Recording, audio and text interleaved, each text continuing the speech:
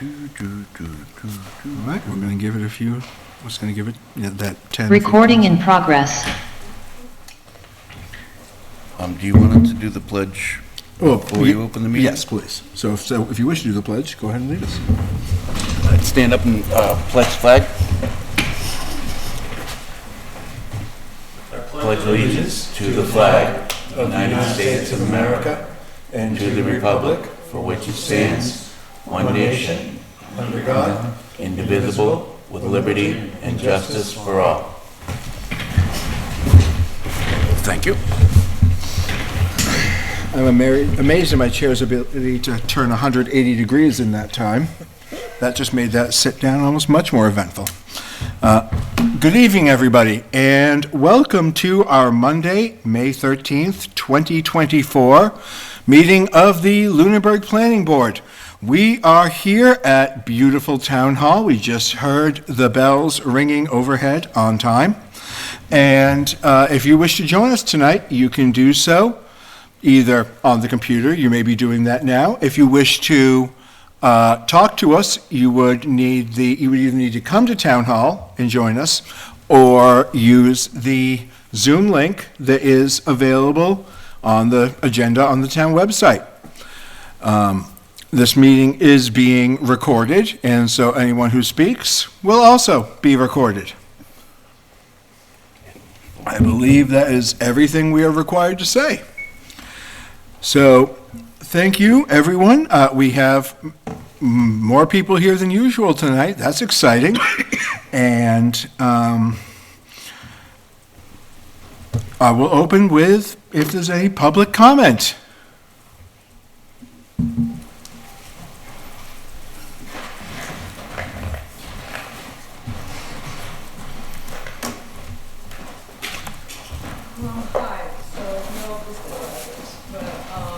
Sophia Muley. I live at 139 Cove Road, and when they come up to speak, they'll say their address. But we are from the school. We're students, and we're in a civics class, and we are doing a project about sidewalks, and we wanted to talk about that today, so we have a statement we'd just like to say, and then we have some data for you guys if you're willing to take that from us. So We definitely like to hear your statement. We can take data from them and everything, correct? We just Mr. have Harris? like Wonderful. just Super. papers. Yeah. Yeah. Well, there's sometimes rules about how Yeah. things get shared, but this isn't a hearing or anything. Please, go In ahead. in document, they need to submit for the record, but yeah. Yeah. Okay, thank you.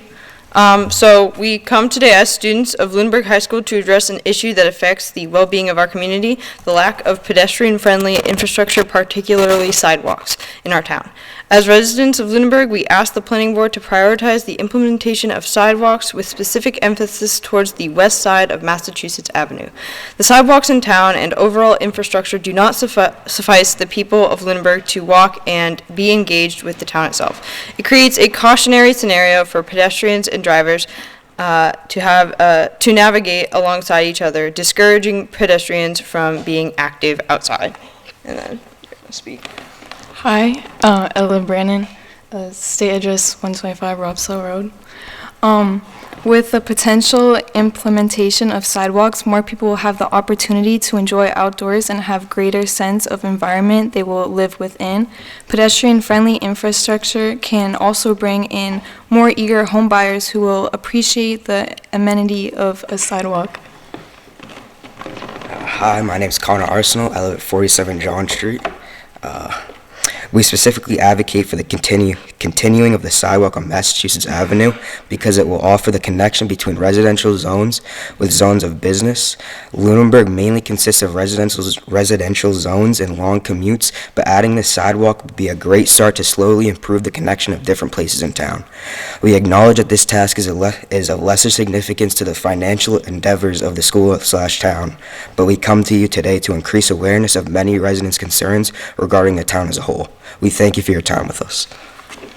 So we are aware that financially this might not make sense right now as a project, but we did collect a bunch of data that we want to present and sort of just, create an awareness. Sort of. We would be absolutely happy to receive it. If you want to speak to it now, you're very much welcome to. If you would rather, if you would like to come to us in the future with a presentation that is viewable, we could absolutely put that on a future agenda as well, if that was amenable to what you're looking for. I leave that up to you. Do we want to? I guess we can give these to you now. It might be our benefit to get on the agenda in the future. Okay, great. So is it all right? If I Yes, hand these out? please. Okay. Sorry about this. Can I step up here? Yes.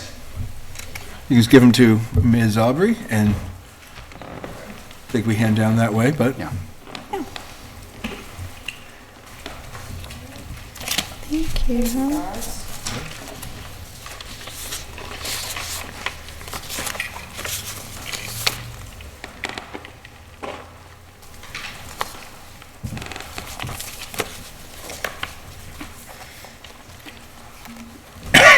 Thank you. Thank you. Thank you.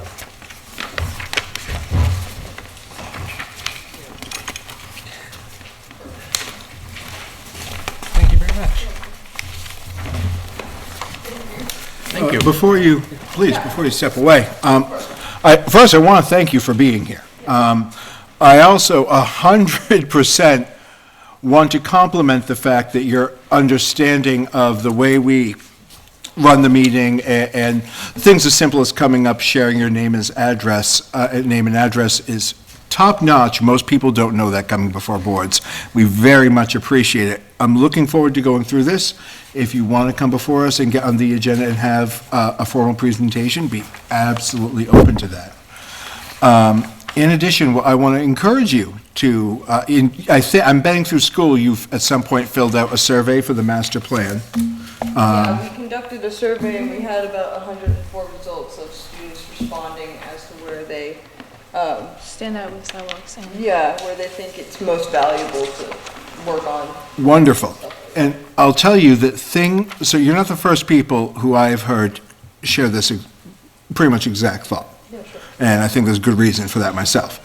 Our master plan, we're in the middle of our master planning process, and the master plan is a document that we hire consultants to write, but they don't write it in a vacuum. They work with a steering committee that's put together by the planning board, and they have public info gathering. They send out surveys, they have public info sessions, and we do have one coming up a little later in the month. Do you know the date of that, I Mr.? know we've got our regular meeting this Wednesday, and I'm looking up the public meeting right now. Okay, thank you. But there will be more info sessions, both where data is shared out on that process, as well as they solicit input from members of the community. I don't know if you're of voting age yet. If you are, then you can certainly be there, and you'll be able to get your opinion heard through your vote later as well. But even if you're not of voting age, that is a great place to go, and your input would absolutely be welcome as members of this community, because things like future sidewalk placement, the master plan kind of guides. It's supposed to be every 10 years. In practice, it's every 15 to 20 is when most communities do them. But that kind of guides the thought process going forward for planning in a town. So I would encourage you, if this is a passion of yours, to look at that as well and get your thoughts in that way. Mr. Chairman, I'd suggest that at a minimum, that we can forward a copy of this material to the master plan committee, so they would have this information directly. Probably through Mr. Wilsmer. Right? Yeah. Yeah, Yes. certainly. I can submit it. The meeting is May 30th between 6 and 8 at Smokestack Roasters. Is it all? Yes. Yes. And that meeting is going to have some activities to kind of solicit feedback in specific ways from the community about how to, about what they want to see for the future of Lunenburg. And if this is a passion of yours, or the future of the town in general is a passion of yours, your voice would absolutely be welcome there. That's excellent, thank you. Great. Thank you so much for joining us tonight. Thank you. Thank you. Thank you. So the 15th is the next, is that the regularly scheduled? Yes. Okay. It's a steering committee meeting, and the 30th is the, We'll be get together. So, good evening, just John Plifka, McCarty Engineering. I just wanted to briefly touch upon a couple of items that aren't on the agenda, just to give the board a little bit of a update regarding 255 Sunny Hill. So, just so you're aware, we're still working through Concom on their peer review, so we'll be in front of you guys again after we resolve any items that they find. And then 171 Arbor Street, I believe was on your agenda sometime back. We are actively pursuing our ZBA filings, and once that's addressed, we'll be back in front of the board. So just kind of wanted to put it on your radar that it didn't go dormant, and just to provide you with a little bit of an update. oh, very much appreciated. Thank you. Thank you.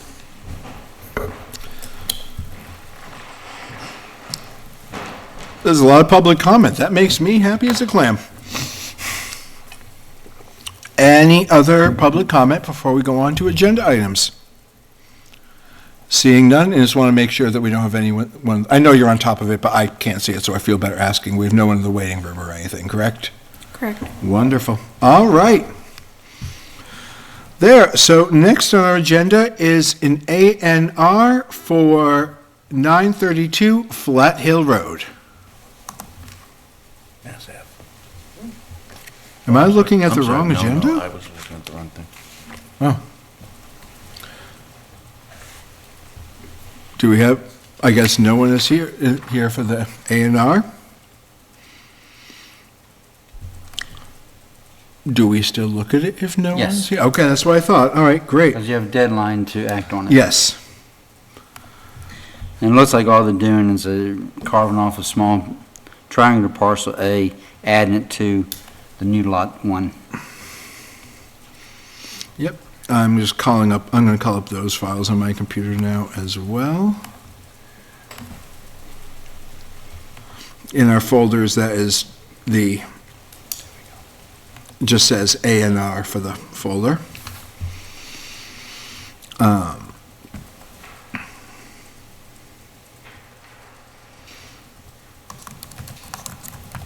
It's always nicer when there's someone to kind of give a quick summary, but our applicants are Robert and Kelly Carrera, 932 Flat Hill Road.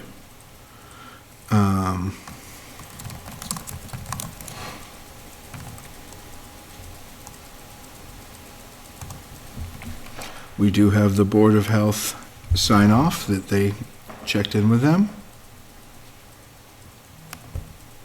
Was that a question or? No, sorry, that Oh. was a statement. Okay. That was a very awkwardly phrased statement, clearly. Are you looking for input? Please, yes. I'm looking at it, so I'm a little distracted, but yes. No, so I did look at the plan earlier. If you'll notice, the back of the property has Catacoonamog Brook. That has a 200-foot riparian zone, a setback from the bank of the river. And it looks like the proposed barn is well within that, so it's got nothing to do with the A&R, but it's not uncommon for me to make comments, right? Typically, that may or may not be, other groups in town may or may not have issue with it. But the A&R, like was stated earlier, I think it looks just like a little bit of a extra, piece of land. I'm not quite sure what the conformance issue was. Is there any input as far as what the, My guess is the conformance is the setback for the barn, proposed barn, to the side property line. 37 feet? That The didn't- 37 is with the A&R. Without the A&R, it was probably somewhere in the neighborhood of half that. Okay, so the side yard setback probably. Now, so I remember looking at this now. My question with it would be, one sec. So I see that they're not changing the property line at Flat Hill Road. So the frontage for that and other lots would remain the same. I see they are, I mean, obviously, since they're adding to this parcel, they're taking land from another parcel. And do we know I didn't see anything about the land they were taking it from. And I don't think from looking at it, it would cause any issues, but do we need verification of, like, should we be getting info about, I felt like we're supposed to be getting info about both pieces, not just the property. They should have put the acreage of the remaining parcel in there, they didn't. But I think it's appropriate for endorsement. If they are in fact creating an issue, then they're making themselves a non-buildable lot if they actually go through the transfer. Creating the A&R, endorsement of the A&R doesn't actually do that, but when they actually go through the transfer, that's when they create the issue with themselves. And I was assuming they would be here because I wanted to ask them about Yeah, this. I'm not sure why they're not.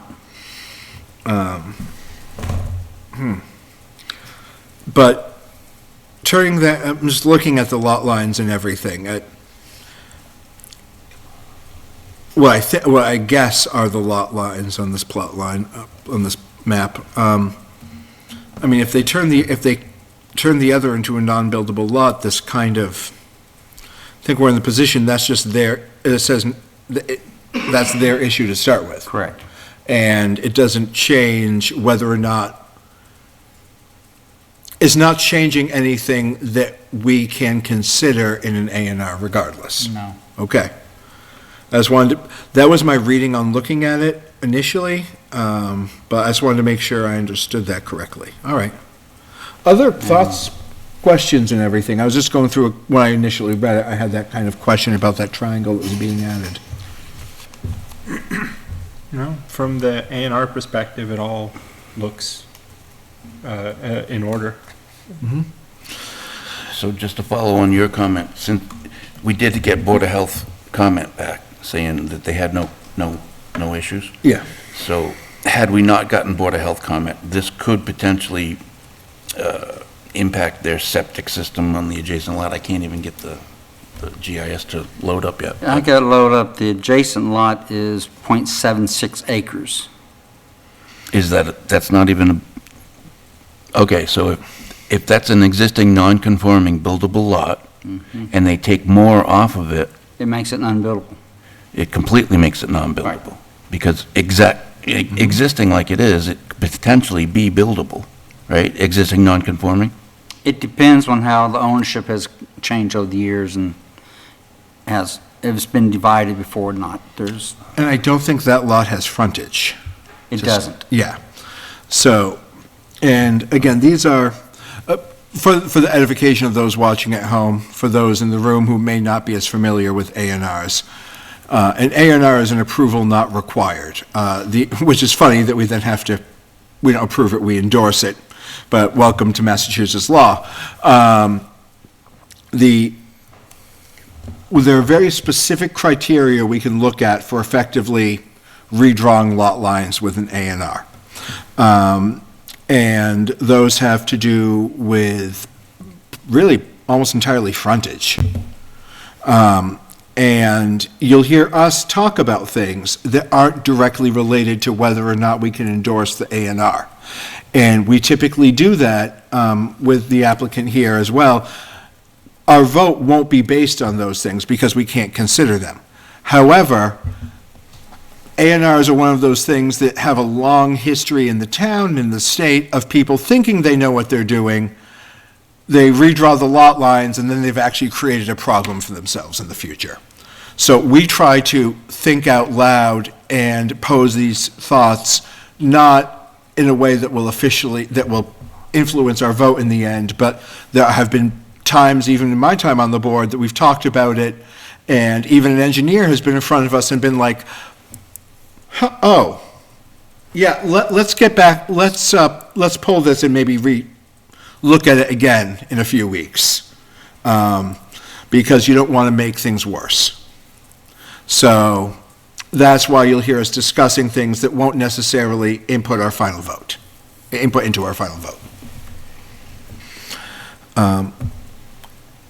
Looking for any other questions or comments or a motion at this point? This is, Good. the motion would be to endorse, correct? Yes, but I think, Matt, do you have more thoughts before anyone makes a motion? I don't want to cut it short. I'm looking here, I'm pretty sure there's a private road off of that corner there.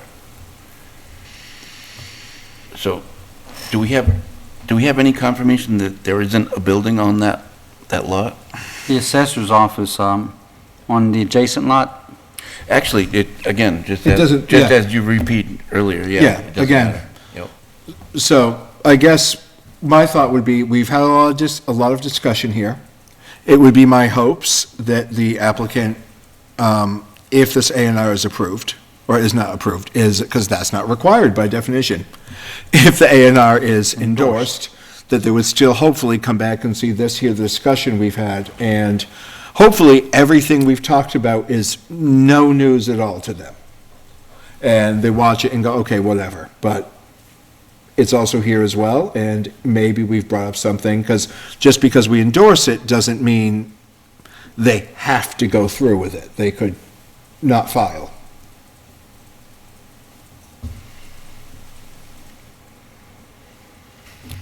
All right, so again, looking for either more comments or a motion. Motion to endorse A&R for 932 Flat Hill Road. Second.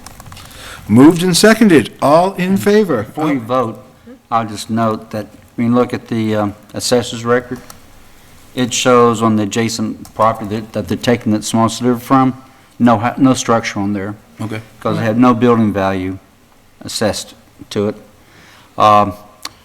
One thing this board could do is you can endorse it and just suggest that we notify the applicant that they may want to look into issue of alteration of their rights to use the property by doing this A&R.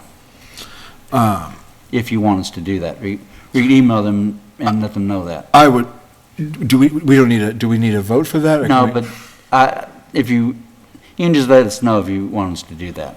I think, assume, if we do endorse, would we like them to just let the applicant know about this discussion we've had here? Yeah. In that concern? Great. I have another comment. The actual property being subdivided is not 932, correct? Correct. So can So they actually, actually, the A&R should be endorsement of 932, 942. can 932 actually be the applicant? Who was the applicant itself? The owner of 932, I'd have to,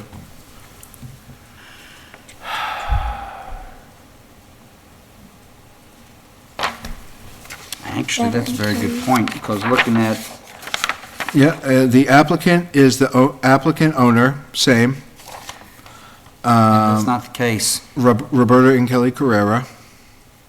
Are they on both lots?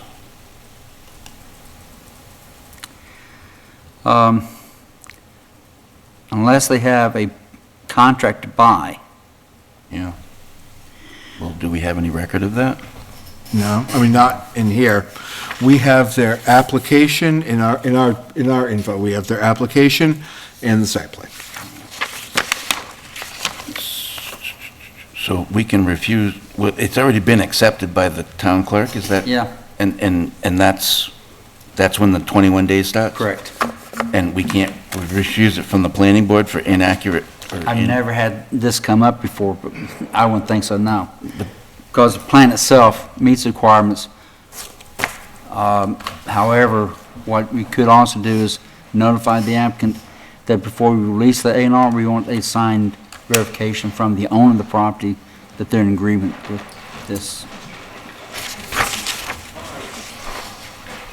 Yeah, because, Yeah. you see where I'm going? Yeah, no. This vacant piece of Because it's kind of property. weird that you could otherwise just use an A&R to take someone's land, which isn't correct, you No. can't, but,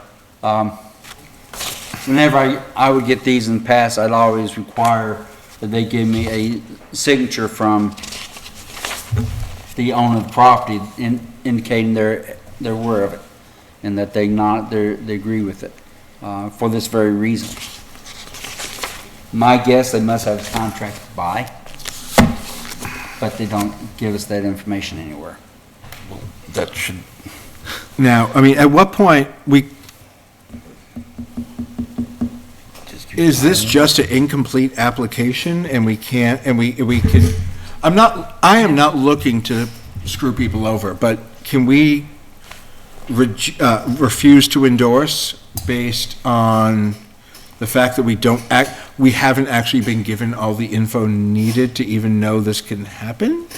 Let me think through this out loud. Please. Since the If the applicant's board not here. doesn't, if the board doesn't endorse it, their process would be to, after 21 days, go to the town clerk, get a certification that there's been no action taken, and then take that and go to the registry and record.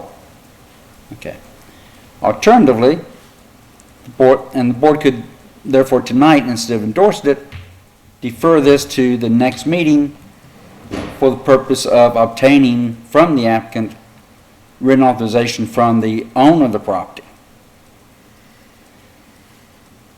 So that might be the actual better course. But by then we'll, Because if you don't endorse it, what's the worst case scenario? They get certification from town clerk. Who probably shouldn't have taken the application in the first place. Yeah. Okay, there we go, I like that. So I'm actually leaning towards that approach. And then they would get them to be here at the June 10th meeting with, now, by the June 10th meeting, they'll have hit their 21 days. right? And if they want to go through that whole legal process of getting the certification from town clerk and all that, more power to them. At least the planning board would then be on record as saying, we didn't have a application signed by the owner of the property or any documentation indicating that the applicant was a authorized agent of the owner of the property. And then they go back to, so we do that, they go back to the town clerk. Is there some process in there by which the town clerk can then verify, will verify what's going on, or? No. I've never had an A&R come before me. I've only been here 5 years, but that, Yeah, 4 years. I've had, in 20 years, I've had people submit applications where they had a contract to buy, and I would say, hey, it's not signed by this property owner, we have no acknowledgement, and they go back and get something from them, or an email from them, something like that. So I would be inclined at this point in time, given the fact that if you're meeting in 2 weeks, it won't be an issue, but even if it was an issue, the worst case scenario is they get the certification from town clerk and then record it. In the meantime, we can notify them, hey, we need verification from the property owner. And if we have that, fine. If the board chose to. Go ahead. Or the board could say, go through the motion, condition upon receiving a verification from the applicant of authorization from the adjoining property owner. The plans are dated May 30th, 2023. That's not uncommon. I hate to say it, but that's not uncommon. Okay. So you're saying we could either effectively, if we wanted to go that route, if the board wanted to say, we don't have the info, because I'm not going to presume board members' votes, but I have a guess. If we wanted to go that way, we could either move to endorse contingent upon receiving, Authorized endorsement, signatures not to be affixed until we receive verification of authorization by the subject property owner, or we could move to not endorse. or not endorse. All right, so I hear two options. There's already a motion and a second. They have to Yes, there withdraw. is. Oh, How do we scrap a motion Just that's withdraw. currently? Withdraw your motion then. Okay, I withdraw my motion. bangarang, okay. Which would people rather do? If we're leaning that direction, which I think I get the impression people are. Would we rather not endorse or endorse with signatures contingent upon? I'd rather not endorse. Yeah, I think from a, town government standpoint, come to us with your information in line. Submit it. And I would phrase motions, we're not endorsing it this time. Yep. You're not necessarily rejecting it, but not endorsing this time, because you need additional information, a verification of the subject property owner. So it would be a motion to not endorse. At this time. At this time, the A&R for 932 Flat Hill Road. Due to the fact that it is dividing property of 942 Flat Hill Road, which is owned by someone other than the signed applicant. So moved. Moved and seconded. All in favor? Aye. Aye. Aye. All right. There we go. These are normally simple. Well, y'all are here for some exciting times tonight. Congratulations.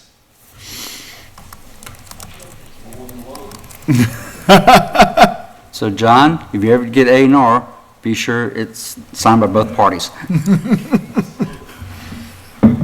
All right. So that would be our A&R. Next up, we have a presentation from the BSC Group on conceptual plans for 925 Mass Ave. Are they online, maybe? Yes, Okay, I see Jeff. great. Hi, good evening. Can everyone hear me? Yes, we can. Great. I'm Jeff Bagg. I'm a senior planner at the BSC Group. Thanks for having me. I'm here with Amanda Gregoire with Mass Development, and we're here to show and talk about the property at 925 Massachusetts Ave. BSC Group is working with a grant from Mass Development under their Real Estate Technical Assistance Program to help the town explore reuse of the property. And as I'm sure you are probably aware, it's a former gas station. It was acquired by the town in 2020, and it's just outside the town center area next to the post office, and it's been vacant since the 90s, so it's a long-standing property that the town has shown a lot of interest in. May I pause you for 1 second? Absolutely. Okay, I just want to make sure. We're talking about the old rundown gas station just outside of downtown that had the environmental work done. I think. About like Right over here. Yeah, let's make sure we're all on the same page, because I hate that moment where I'm sitting up here and I realize halfway through, oh, that's what we're talking about. Cool. Thank you so much. No, I think that's great. And I did submit a letter to the planning board dated May 9th, so hopefully you have that in your packet and have seen that. And at some point, if it's possible, I will share my screen. Right now, I don't have the ability to share a screen. I don't need it immediately, but if that is an option, that'd be great. I see Ms. Audrey working on it. Okay, perfect. So through the funding with Mass Development, BSC Group is charged with doing a baseline assessment of some redevelopment options for the site. And as the chairperson said, there are some soil contamination issues that have been subject of funding from the town and a project that is currently underway through another consulting firm called the Beta Group. And so my understanding is that they're working closely with the town on that element, which I'll talk about that in a minute. We are, observing that the property is also small in size, but it is located in the Village Center district, and we are looking at the zoning ordinance and the requirements that the town has for this property. We have had one meeting with town officials and included a member of the Architectural Preservation District. The chair of the planning board was present, and we had some town officials, including the town manager, the DPW director, the building inspector, and conservation agent. And back in March, BSC Group, along with Mass Development, did a site visit to the property. Through this project, it's has a deadline of June 30th, so we're nearing the end, and we wanted to incorporate a presentation and some feedback from the planning board. We'll have a final report that'll be provided to the town which will outline the property characteristics, the zoning requirements. There'll be a market analysis and a summary of the potential reuse options. And along with that, we will be drafting a request for proposals, something that the town can use in the future to decide whether to sell the property or release the property to a private developer for some kind of reuse. In a minute, I'll share two preliminary options that we're exploring, and we're interested in getting the planning board's feedback on things like the uses, parking, landscaping, general compatibility with the village center. And as we present the two options, we do think it's important that the town consider both. One is an option to reuse the existing building, and the other is a situation where the building would be demolished and a new building would be constructed. And because we don't currently have an assessment of the existing building, we don't know if it's suitable for reuse at this point. That is going to be one of the action steps that the town will need to take after this project is done. And then as I get ready to share my screen, we understand that the board's feedback is non-binding, but it is an opportunity to get your input and have you share your knowledge with us as we prepare the final drawings and the report, and we will be doing a presentation to the select board in a couple weeks. So I think with that, what I'll do is I'll try to show the two preliminary options that we have to date, which are coming now. So what we have here, if my screen is showing, it's a site plan showing the existing building highlighted in gray, and that is basically the footprint of the existing structure, which would be renovated as part of this conceptual design plan. And what we're showing is at the street frontage along Massachusetts Ave, there is a rather large right-of-way. So the state, the Mass DOT right-of-way is rather large in this area. We would be proposing that the town consider the addition of a sidewalk. And so I was here for the earlier discussion. The sidewalk comes through the town center and stops before the post office. So there would be, some desire for the town to build out the sidewalk connection in front of the post office and extend to this property. We're showing a sidewalk which would leave the town right of way and go up to the building. In the front, it leaves an opportunity for some low impact design standard, some rain gardens out front. We are conceptualizing a outdoor patio in front of the building, and obviously some additional landscaping around the perimeter. And one of the benefits of redevelopment of the site in either scenario is to really narrow the amount of pavement. Right now, as you approach that property, it's all asphalt. It's a former gas station, and this would pull together the access way, and it would make it one driveway, which is a really beneficial thing for pedestrians who are traversing in front of this property. And on the site plan, we're showing six regular parking spaces and an accessible space out front. And that's sort of in the left side of the property, an area that's already been utilized and disturbed, and that would be, a proposed area for parking. We're showing on the very left side of the property some privacy fence and landscaping to meet the zoning bylaw requirements, and there would be an enclosed dumpster area. And so we are doing the analysis of, let's see. Moving my screen here.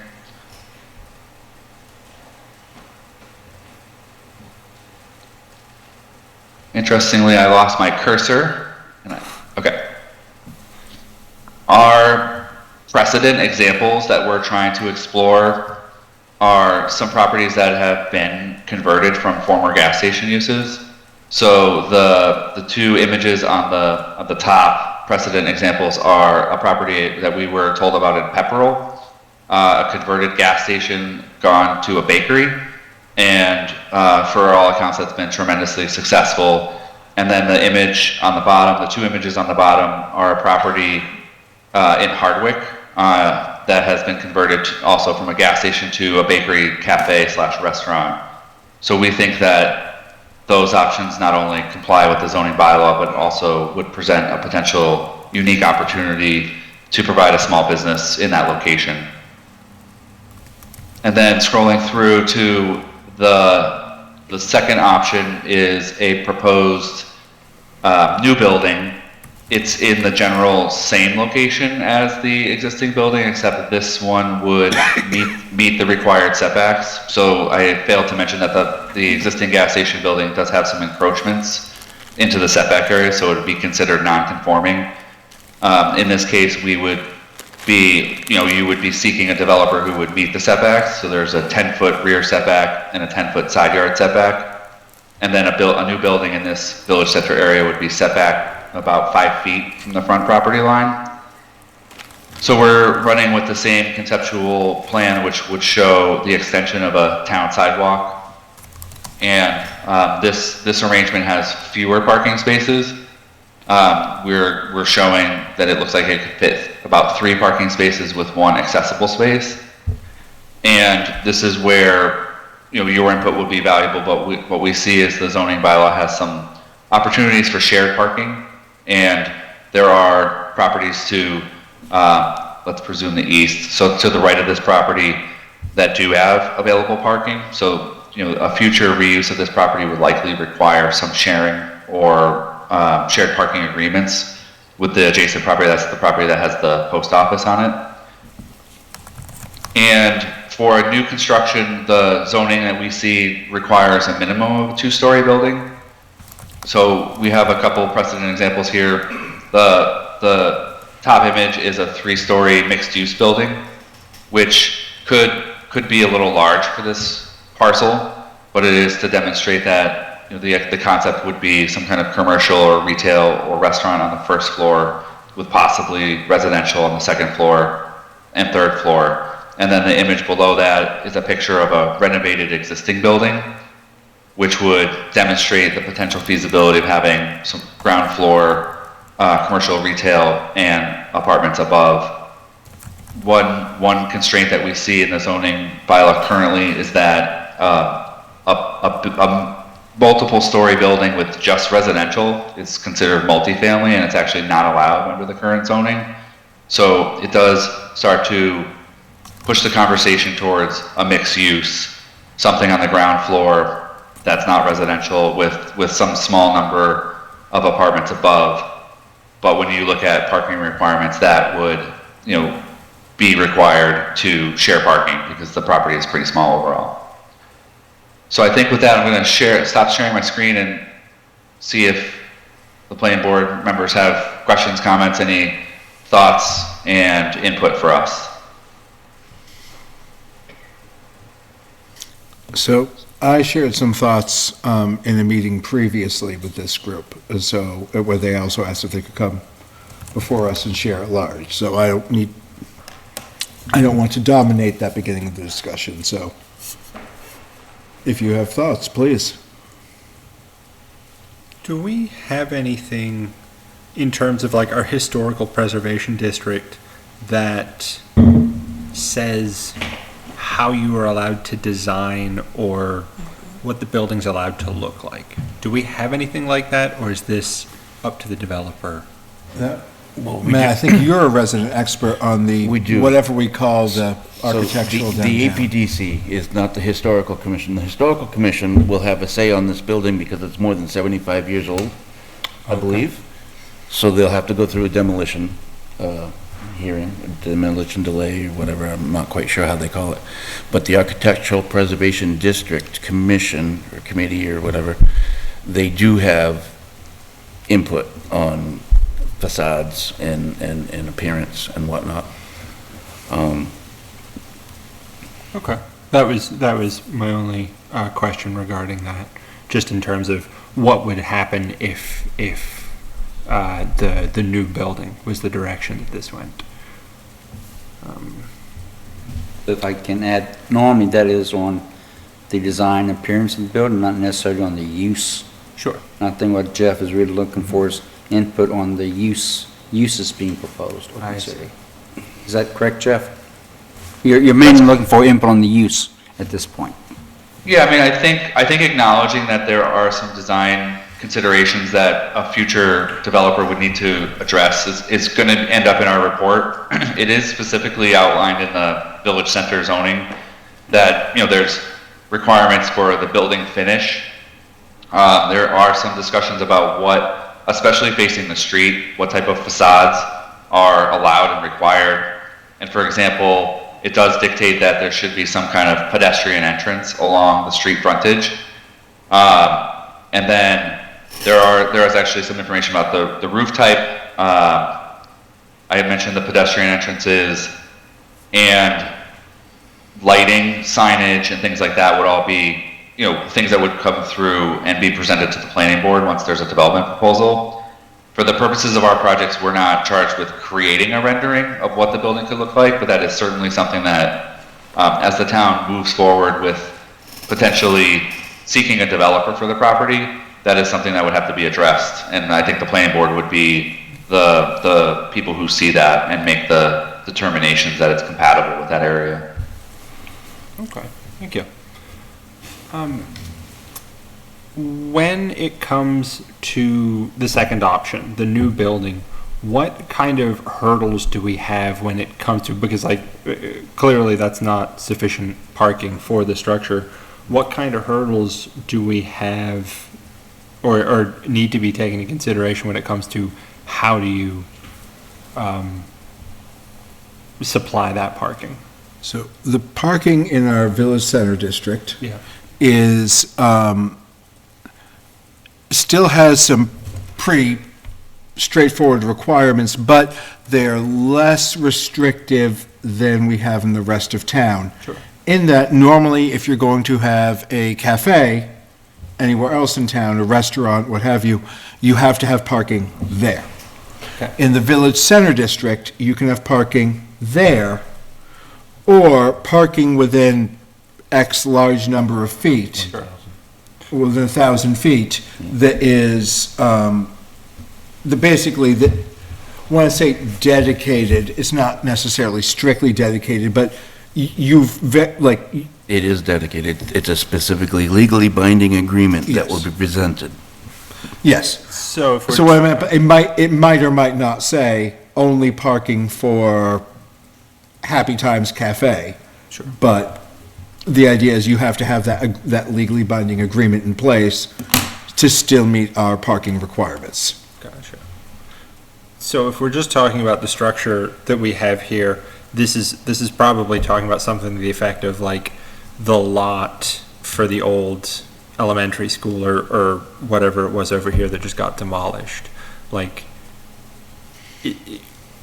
do we know of or see any other, like, I'm trying to understand how option 2 is something we can say that we want to do, because if it's a 2-story building, like, it's going to have significant occupancy, so it's going to have more than 4 parking spaces needed.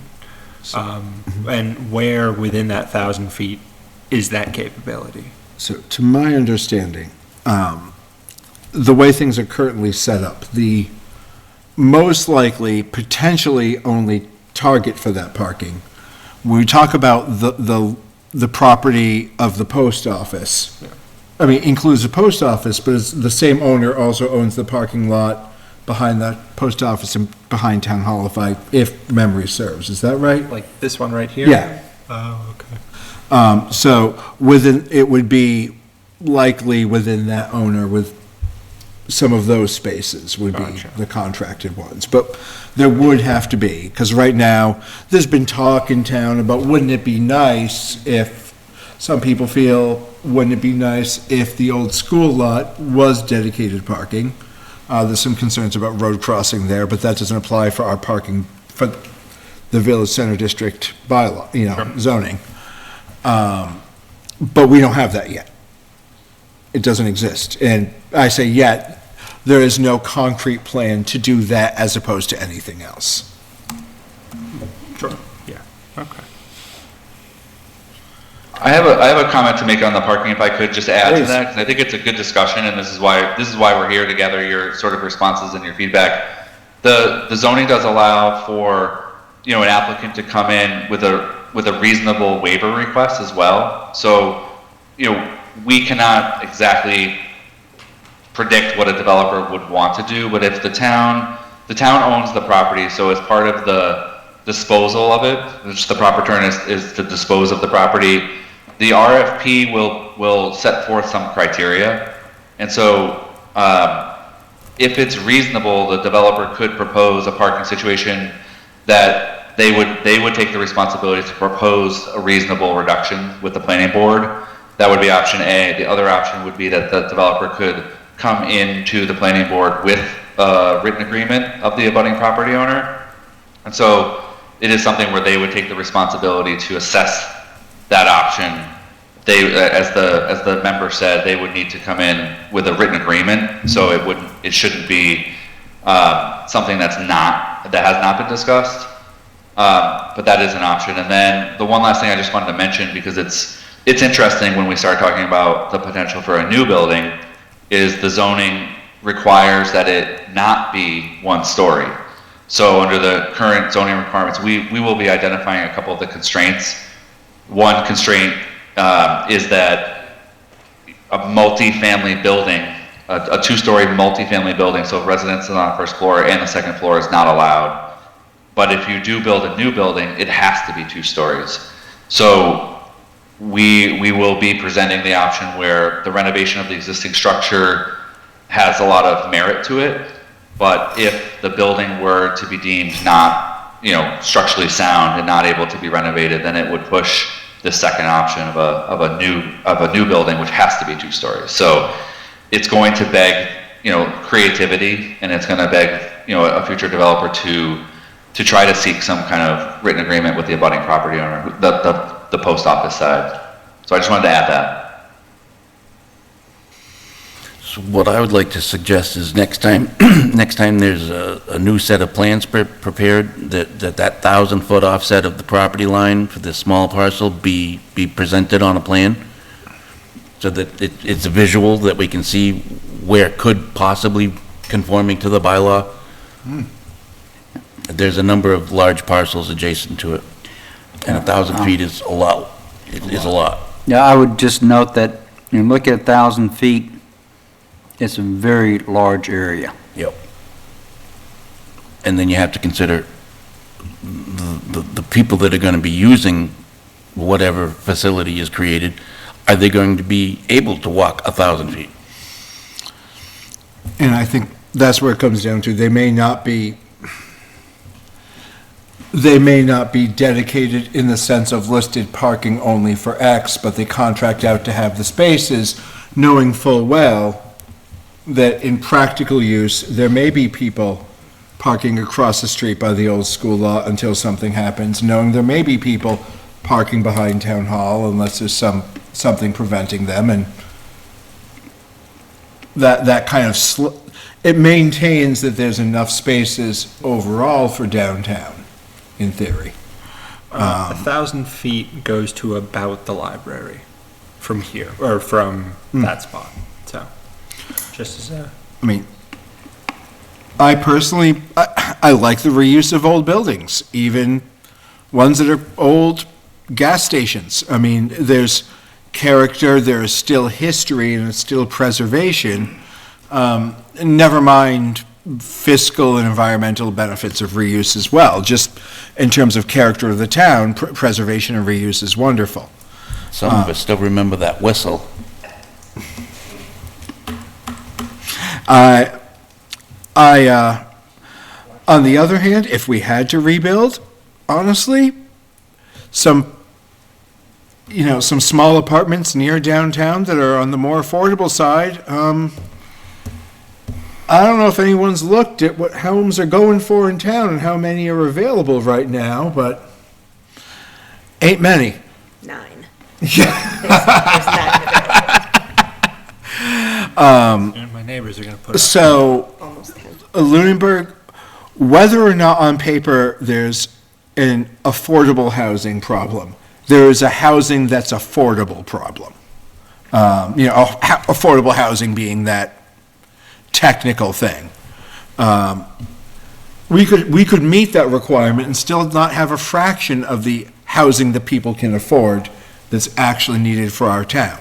Again, thinking ahead, what happens to the young people who were here earlier, who are super civically minded, who are engaged, when they move out of home and have to go to Fitchburg or Leominster if they want to stay in the area, just because there's nowhere they can't stay in their hometown.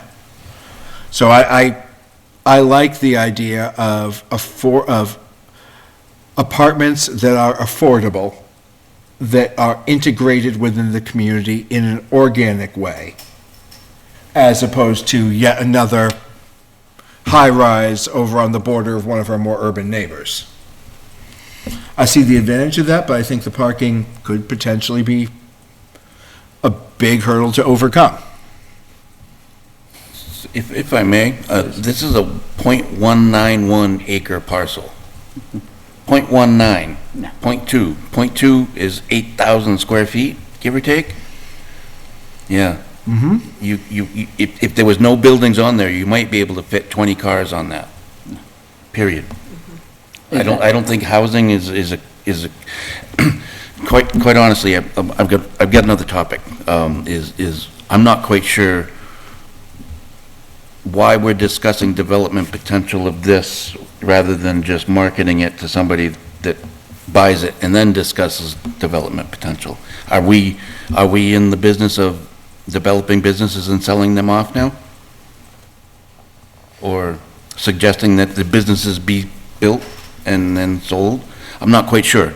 I don't understand. My understanding was the impetus for the acquisition of this property was to get it remediated, and it's remediated. Mm-hmm. So now I think we should just dispose of it and let somebody else worry about it. I think that they're trying to get some idea of what the town will have, so when you put the RFP, they have some ideas there. Okay. I guess- think I'm not sure if it's ever been explored if a two-family, for instance, I'm not sure that's a viable option or not.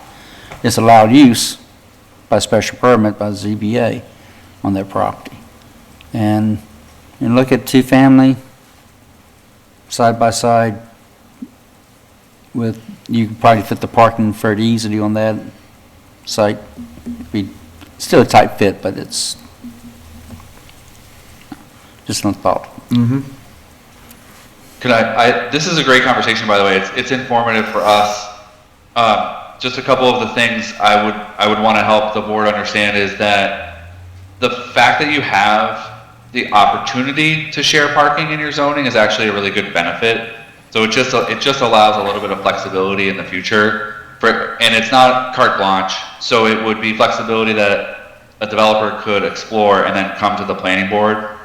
It is pretty common for boards to not even have that opportunity to discuss shared parking, and it actually really restricts what future opportunity could be available to the site. And I think we are not necessarily pushing which option is the best, but it does put the town in the driver's seat to have control over the property, and when you go through this process of putting out an RFP, you have the ability to demonstrate what the community wants the most.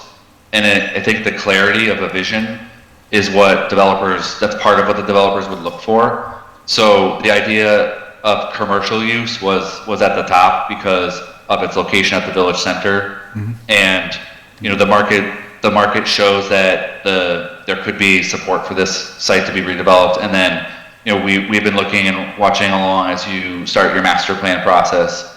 And a lot of the community members have chimed in to say that not this site, but the village center would be a good site for a small cafe type use or small mixed use. So you do have an opportunity to sort of sift through what might be viable options. And I think the two things that I've heard so far is showing a depiction of where the 1,000 feet is. I think that could be really informative, and we can definitely incorporate that. If there is the concept of a reuse of the building, and if it is for like a small restaurant, the shared parking could be really suitable for employees. And that's the kind of shared parking agreement that you might expect is someone comes in and says the employees will park off-site to free up the few spaces that are there for customers. And then I don't think it's uncommon or unheard of for even residential, especially for apartment renters to have parking in close proximity. So there could be some creativity moving forward with how the parking gets handled. But I think for our purposes, it is a small site, and these are really the two options that we're seeing.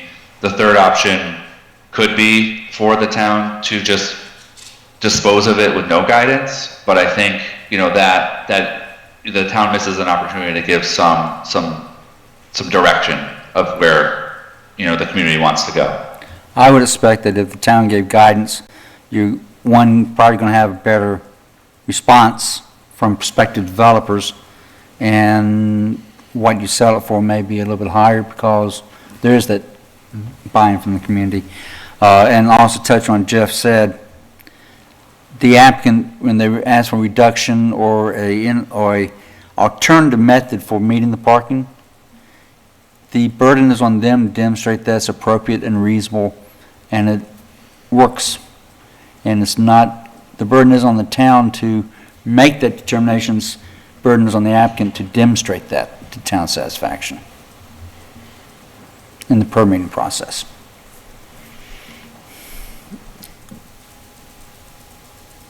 And again, I mentioned it to them before, but just for the sake of having it here as well, I know that there's been talks among many groups, including the Economic Development Committee, about how nice it would be to have a cafe, small restaurant type, that kind of small go-get-your-coffee situation in downtown that we don't have currently.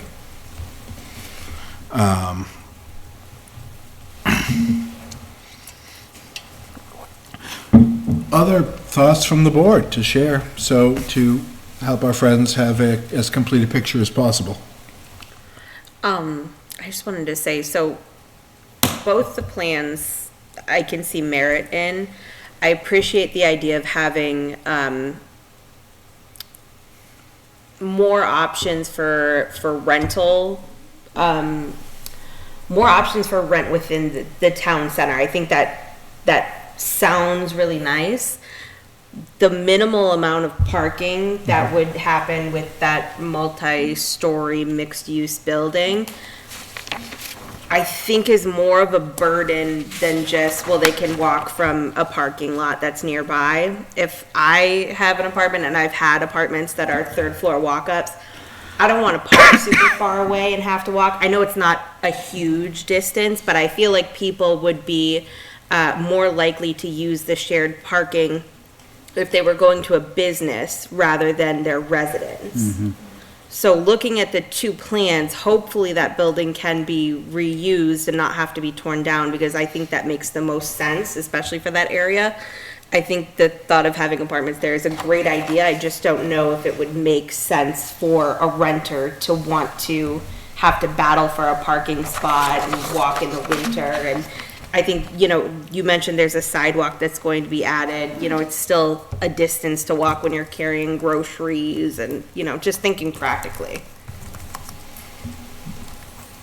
I think they did mention that it'd be more likely that residents would probably be parking on site. Now, it's also worth noting our parking rules for restaurants are somewhat massageable in that we require a number of spots based on the employees, and then a number of spots based on seating. And it becomes possible then to, I'm looking at that with effectively 4 spots on what would be the rebuild. So that's a case where you could have 2 small apartments. If that's a 2,000 square foot, you could be talking about, like, if it was 2 small apartments, each designated 1 spot, employee parking designated off-site, and then, depending on the nature of the restaurant, only having a couple parking spots for customers directly there could be appropriate, and could also be limited by how much seating they provide. Again, a cafe that's more stop and go, that could work for it. There could be other, there's economic issues, there's a lot of other stuff going on, but there's options there. All in all, I'm glad that somebody's looking into what to do with the space, and hopefully, from this, some good ideas and a good finished product for the town comes out of it. Yeah. All right. Yeah. If that's all, I hope this was helpful for you. Absolutely was, and I think just knowing that the planning board is aware of the project at all, I think is really helpful. I think we heard the small scale nature of it. I think makes sense with the size of the property, so that's informative for us. And then we'll be bringing this to the select board in a couple weeks, and then you will see it again. The town will be going through additional discussion as they move towards actually releasing the RFP, seeking a developer. And once a developer is selected, it still has to go through the local permitting process. So this is pretty early in the conceptual design phase. So it's really helpful and appreciate it. Great. Thank you so much for joining us, and thank you for coming here virtually to present. Yep. Thanks for having us.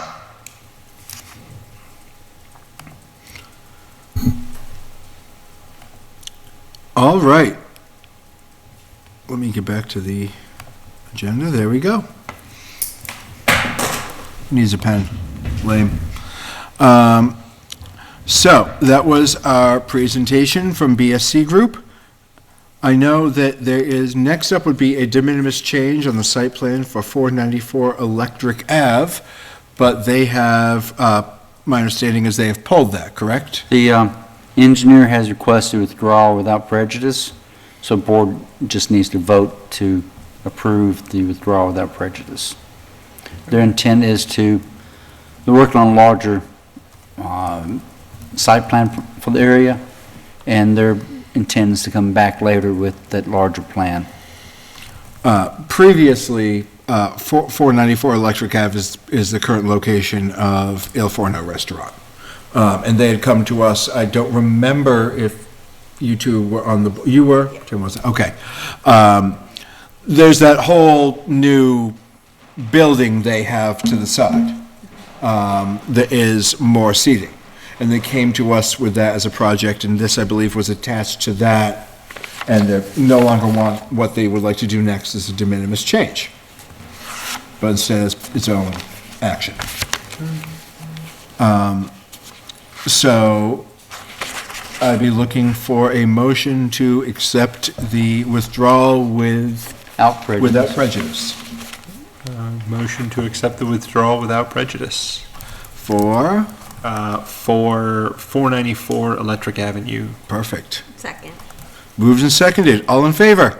Aye. Aye. Great. That was faster. Now, let's see if we can keep that up. Next, consideration, discuss, sign off for stormwater permit for 430 Mulpus Road.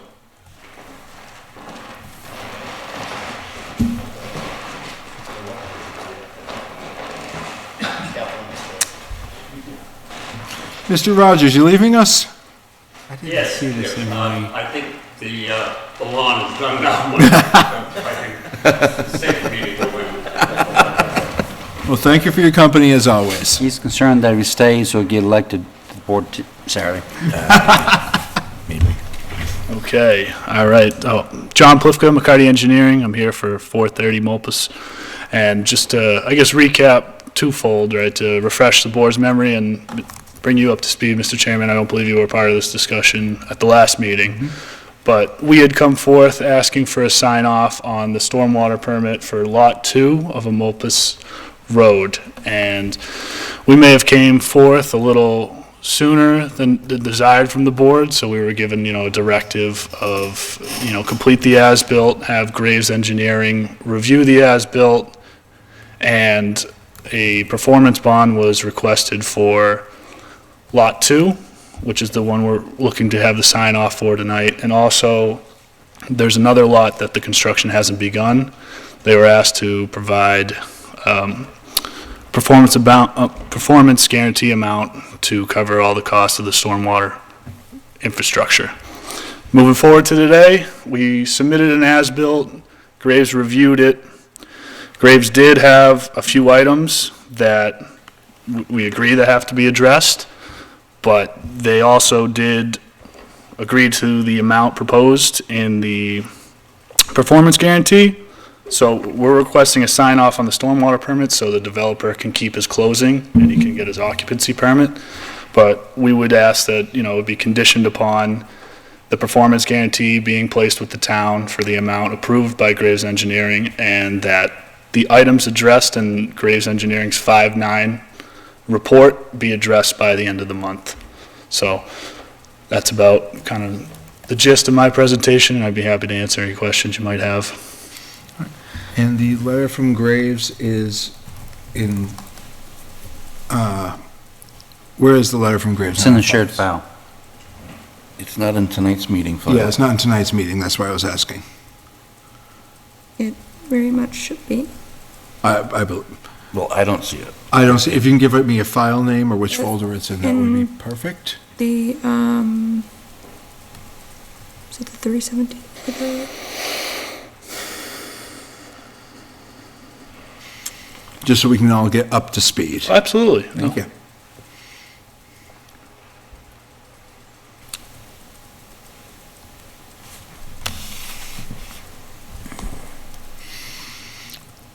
I'm in board meeting materials 2024, 5/13. And, if it's helpful, I can kind of outline them roughly of what the big items were, but if you want to see it Yeah, for I think yourself, that's fine. We'll want to see it for ourselves too. I think Absolutely. the outline will be appreciated, but Yeah, no, not a problem. Okay. She's gonna move it so that you'll see it.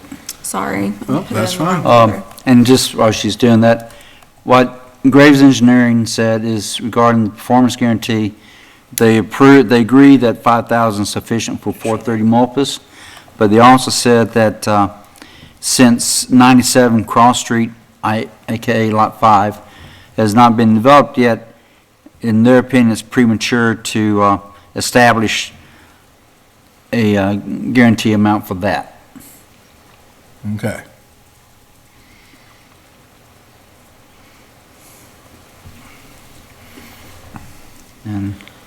And again, just to recap, we're requesting just to sign off for the occupancy permit. And I can give a real quick rundown.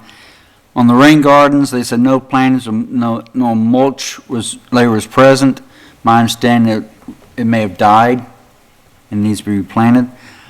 P-stone diaphragm, upgrading areas of the P-stone diaphragm were not installed yet. There is a section that was not installed. They will need to go back and do that. And they mentioned the flared-in section, the riprap armoring at the discharge outlet was not installed yet. Those are 3 items they mentioned in terms of construction work.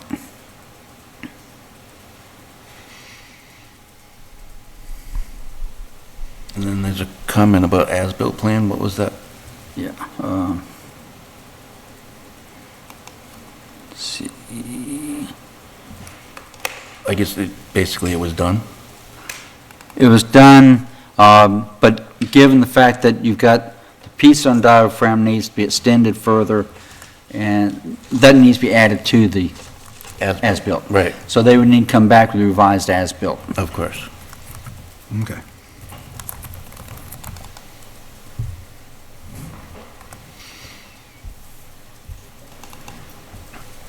Okay, so we see what Graves Engineering has said still needs to be done. Now, with that kind of more clearly in our minds, I know you've said it twice already, so I apologize for asking a third time. Not a problem. But I can only hold on to so much at once, so. Nope, absolutely. So, sorry, go ahead. What No, was your no, so question? I'm turning to you and say, again, you're making a request about how you would like to see this handled. Yes, okay, so we would like for the planning board to agree to have Richard Harris, the interim land use director, to sign off on the portion of the occupancy permit that the stormwater permit has been substantially complete, with the condition that the performance guarantee will be put in place and that we would address all of Graves' items by the end of this month. And the performance guarantee is to provide that It may not be released until 6 months after the items have mentioned in Graves Report have been resolved to the town's satisfaction. And 6 months does not include non-growing seasons. So, no, you need 6 months to make sure that vegetation takes hold, and that's not going to happen in November, December, January, February, and March. And that needs to be continuous, so you can't have 2 months of growing, then 4 months of dormant, or 5 months dormant, and then 4 months, that doesn't work. It needs to be a continuous 6 month period. So then it would not be up for release until, At least the end, sometime in October. It could, when it's done, could be next summer, but yeah. okay. But again, they get the occupancy sign off once they put a performance guarantee. It'd be in the form of tri-party agreement. And my suggestion would be that if you agree to that, tri-party agreement has to be signed by all three parties. I would suggest the board could authorize, sign off upon my receipt of the tri-party agreement signed by the bank and the developer. Because once it's signed by those two parties, it's just a matter of planning board members coming in and signing it for it to be final. And if we had a problem, I'm sure you'd sign real quickly if needed to. So that's how I would suggest that be resolved. Is everyone on the board familiar with tri-party agreements in rough concept? Okay, great. Just wanted to, we've dealt with them more recently, so I thought we would be, but that's one of the. They're become much more attractive to a lot of communities. So have we gotten a number from Graves, or what will be an appropriate? They said 5,000 is appropriate for 430 Mulpus. Do we have that written somewhere in here? Yeah, it's in the email. So, okay. Dan Sheehan sent an email today and indicated that as for come through Graves, it concurs that 5,000 is sufficient for Mulpus Road, AKA Lot 2. All right. Looking for thoughts or questions from the board? No additional questions? I'm going to keep saying it. I'm not happy that the town has a permit in place that ensures that developers develop the finite amount of property in the town of Lunenburg. And then we can't dictate ownership model. So decades ago, Whalen Park got developed, and the understanding of the planning board, my understanding of the planning board at that time was that it would be rent to own. And that was inferred by the applicant. And come to find out, when 20 years later, they weren't being rented to own, town council weighed in, well, we can't dictate ownership when we do a subdivision or a plan, whatever. However, we've got permits that are issued for an owner, and then they want to change ownership for the permit, and then not only that, they want to release the permit condition, and they want to give us a little bit of money to fix whatever might happen between now and then. And I don't know, am I the only person that sees an issue with this continuing to happen? I don't know that I see it quite like that in full, and that it's a little bit of money to complete specific work that will be done within a specific time frame. And the money is then held on to verify that that work is completed. I don't disagree, but the point I was trying to make was that we've never had this issue until stormwater permits. And then only recently was there actual sale without the permit being done. And then we had to retroactively go, okay, we'll take a bond. And then it's become commonplace for us to go ahead and, okay, yeah, here's a bond, we'll take that bond, we'll do this. we'll bend over backwards to suit the bank account of the developer. Where, in fact, it could be hurting the bank of the town. And I'm not saying it's going to, and I say this every time we get a. No, I'm aware, and then, once you finish, I just want to add on to that, so. So I'll have a question for Mr. Harris, but please, go ahead. Well, just to add on to that, I just want to reiterate that this permit's not being closed out, right? This is just for Lot 2. So, the town, in a sense, holds the cards, or holds the keys, because we're going to have to come back for the COC of the original permit, and then on top of that, there's now a bond in place. It makes sense.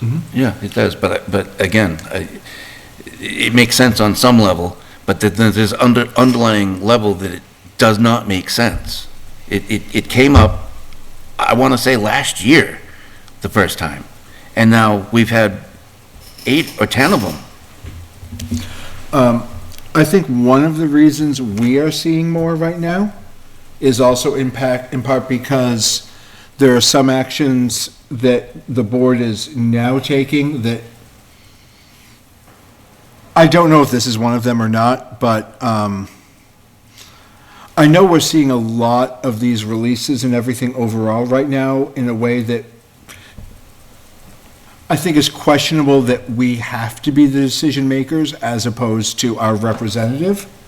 And I think our representative has been that decision maker more often for us in the past to keep our agendas a little more streamlined. We don't have an established longtime land use director, so I think that may be playing into it as well. Not necessarily with this specific case, but. Disagree. Oh, and I could be full of horse bucket. The way the decisions have been written in the past, including the one for this one, it authorized the land use director to sign off on the occupancy permit. And I did sign off on a couple until I got to realize what the stormwater bylaw actually says.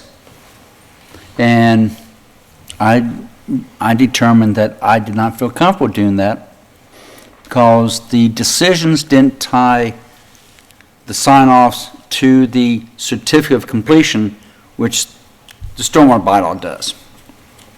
And you'll see in 317, 321 Sun Hill, it does.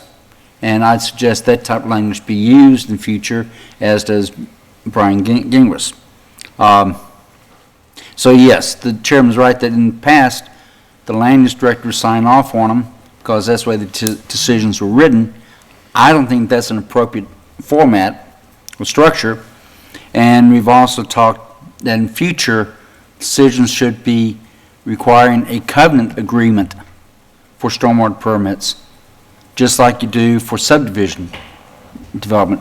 So that way, there couldn't be a transfer of property without the planning board specifically releasing that lot from the covenant agreement. That gives you more control over the whole process. But given the way the decisions were written back then, and including this one, the land use director could sign off on it if he was satisfied with the as-built plan. I get you. I forgot about the catching up to the change. I forgot about that. Thank you. Welcome.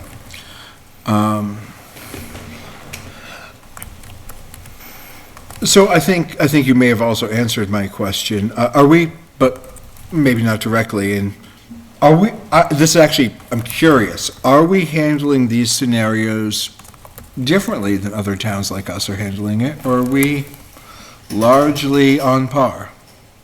I really can't speak to that. Okay. Because where I worked before, we didn't have single-family homes triggering stormwater permits. Fair.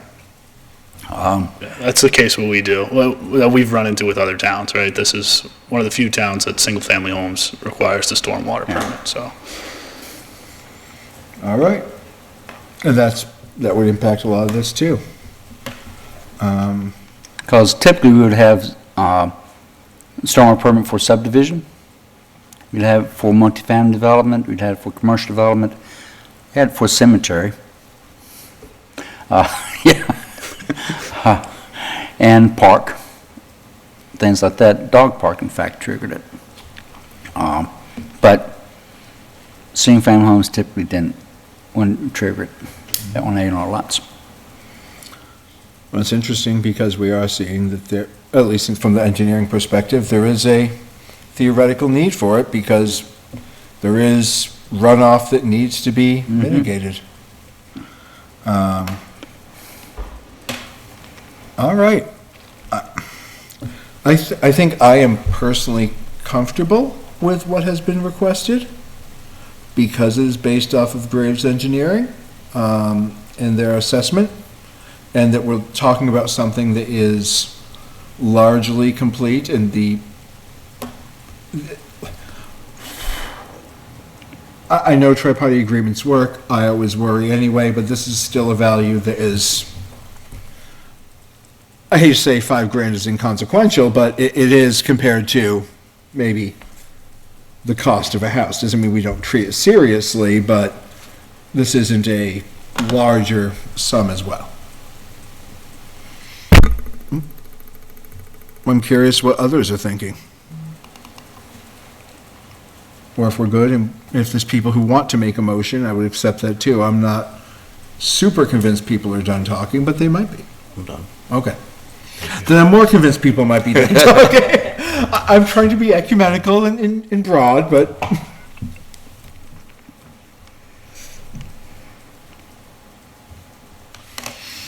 if someone wanted to make a motion for this, what would be appropriate for approval? Authorize the interim land use director to sign off on the occupancy permit for 430 Mulpus, aka Lot 2, subject to submission to the town of a performance guarantee in the amount of $5,000 in a form accepted to the town on and before May 31, 2024. Tri-party agreement is acceptable to the town. Upon receipt of the tri-party agreement signed by the bank and the developer, or applicant, the interim land use director can sign off an occupancy permit for the subject property. The performance guarantee is understood to provide that it may not be released until 6 months after the items mentioned in the Graves May 9th, 2024 report has been resolved to the town's satisfaction. The 6 months does not include non-growing seasons such as November through March, and that 6 months needs to be a continuous 6-month period. So moved. Sure, I'm glad I asked what that motion would look like. If there was a second, I didn't hear it, and if there's no second, that's another thing. Second. Moved and seconded. Can I, because there was discussion on this previously, can I still vote on Yes. this? Okay, because I wasn't here for it. Okay, great. All discussion that's relevant has been here tonight. Glad, I want to make sure that I'm not going to screw us up. I mean, I screw us up anyway, but, less than usual. In that case, moved and seconded. All in favor? Aye. Aye. There we go. Thank you so much. Thank you very much. Have a good rest of your night. Thank you. Good evening.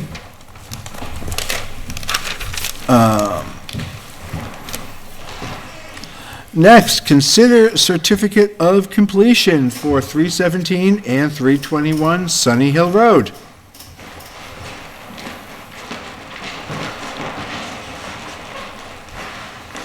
I thank everyone for their patience this evening. We got a lot here. I'm trying to move us efficiently but thoroughly. Hi, Tim Battles, owner of 317 and 321. Like the gentleman before me, I'm here to discuss the stormwater, the completion of the stormwater. I just received Graves' report a few hours ago, so I'm sure you guys at the same time got that, or maybe not. According to their report, there are still some things that need to be done, but they're fairly minor. I was talking to my contractor, Daniel Proctor, and he is here as well and can address any questions that you have for finishing the project if you want. But I do believe that Graves also recommended a surety of $5,000 per lot. I am also looking for a CO, especially for 321. I do have a buyer. I lost the one I had when I was last here. looking to close on May 28th. And obviously I need the certificate of occupancy to do that. We're probably 90% done as far as that goes. Grass is just starting to come in now on the slope. I don't think the pictures that were shown by Graves actually showed that, because I think it just, especially on 321, it looks like it just sprouted. Mr. Harris, I sent you a recent photo just that I took, shows that it is starting to come in. Believe me, no one wants to get this done right sooner than I do.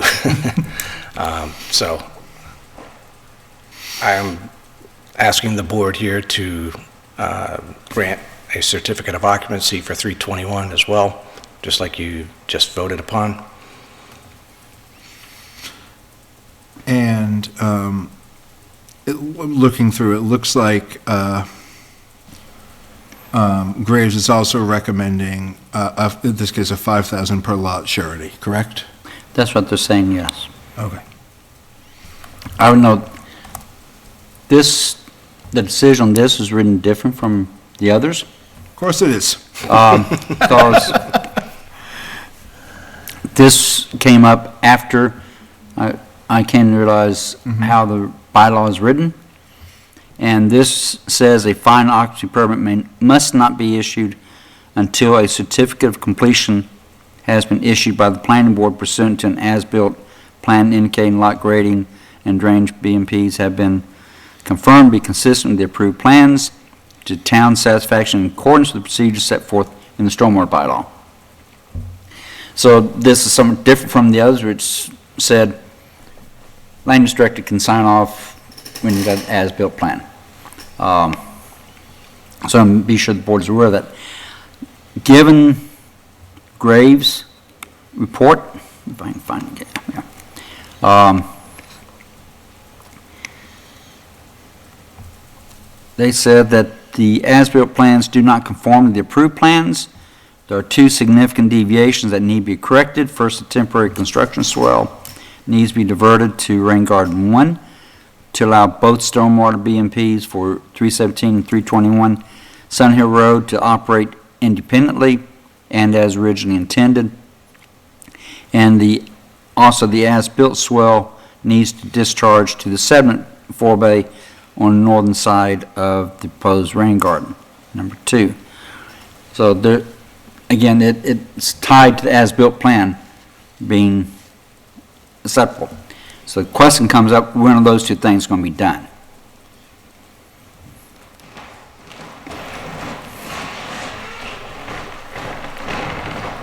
Dan Proctor, 1529 Mass Ave, excavating contractor. So obviously had a conversation with Tim.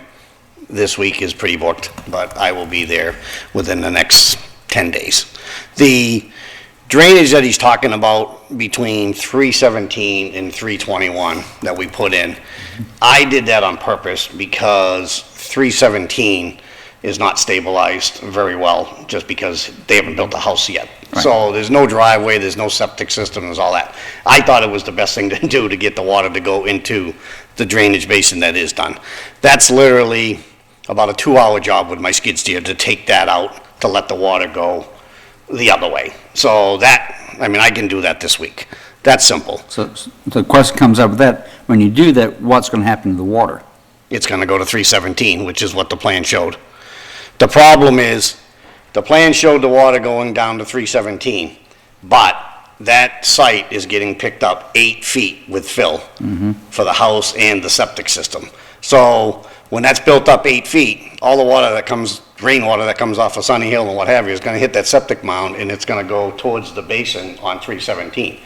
Well, right now that's not built because he hasn't sold the house, it hasn't been constructed, what have you. So it's very easy to get it to go to the rain garden on 317, which is stabilized. There is silt in it, I understand that, but the bottom line is that's an easy fix. What was the other one you brought up? I'm sorry. The as-built swell needs discharge sediment forebay on the northern side of the proposed rain garden number 2. Of number 2, which is 321. Right. Okay, right. So that's, again, go down there with the excavator, muck that out, clean that out. I know he mentioned the overflow spillway. He was concerned about the amount of rock on that. Same thing. That's a pretty easy fix.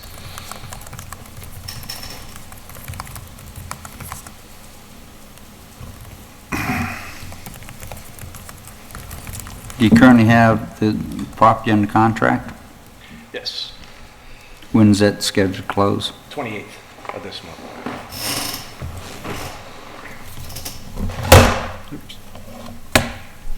Drama. Yeah.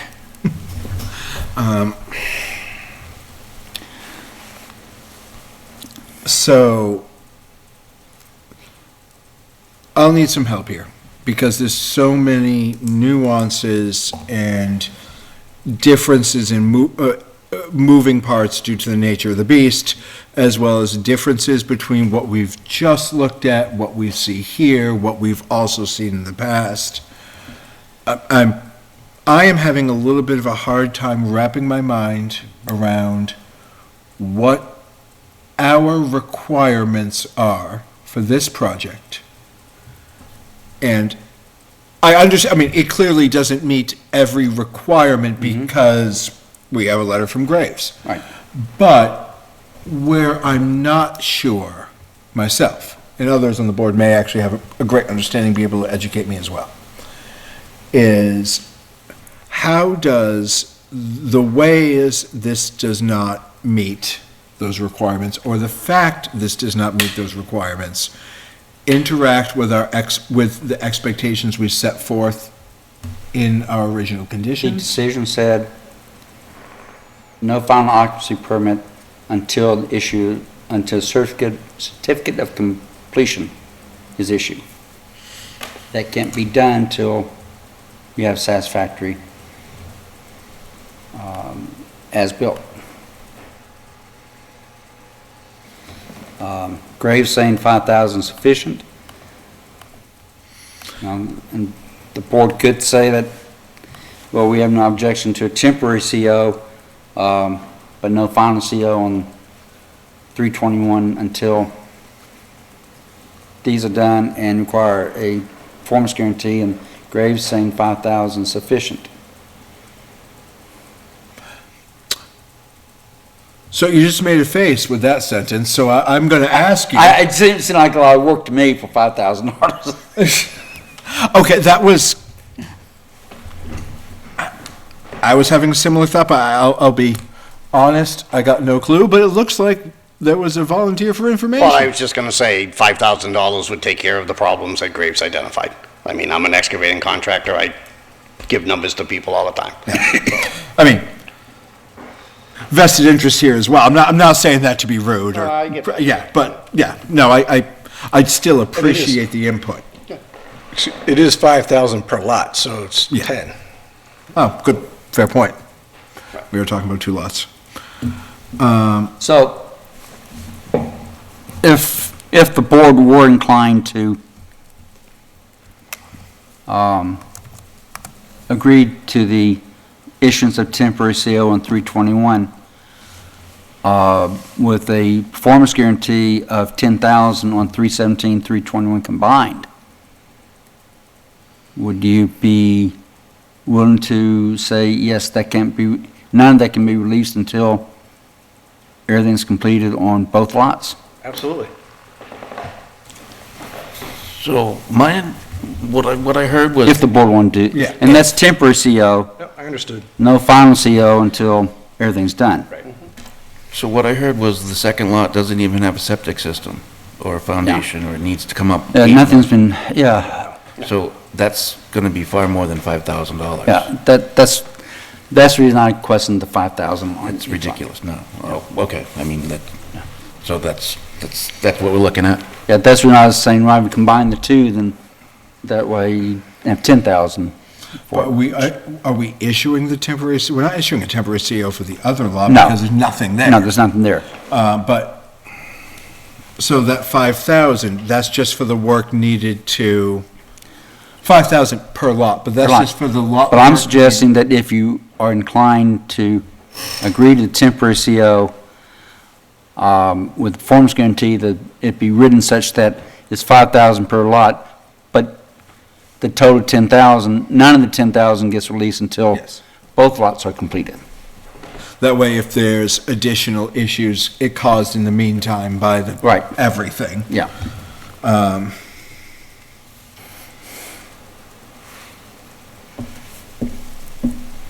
Man, I wish there was a more straightforward way to address this so everyone could be easy and on the same page and know what we're dealing with, and there'd be Well, the less. most straightforward is if everything gets done a few months before the need so, and, yeah. Yeah, but we're not there. Right. So, I sure would love thoughts from the board. I will say that I'm comfortable with combining the two and then waiting until the second is done.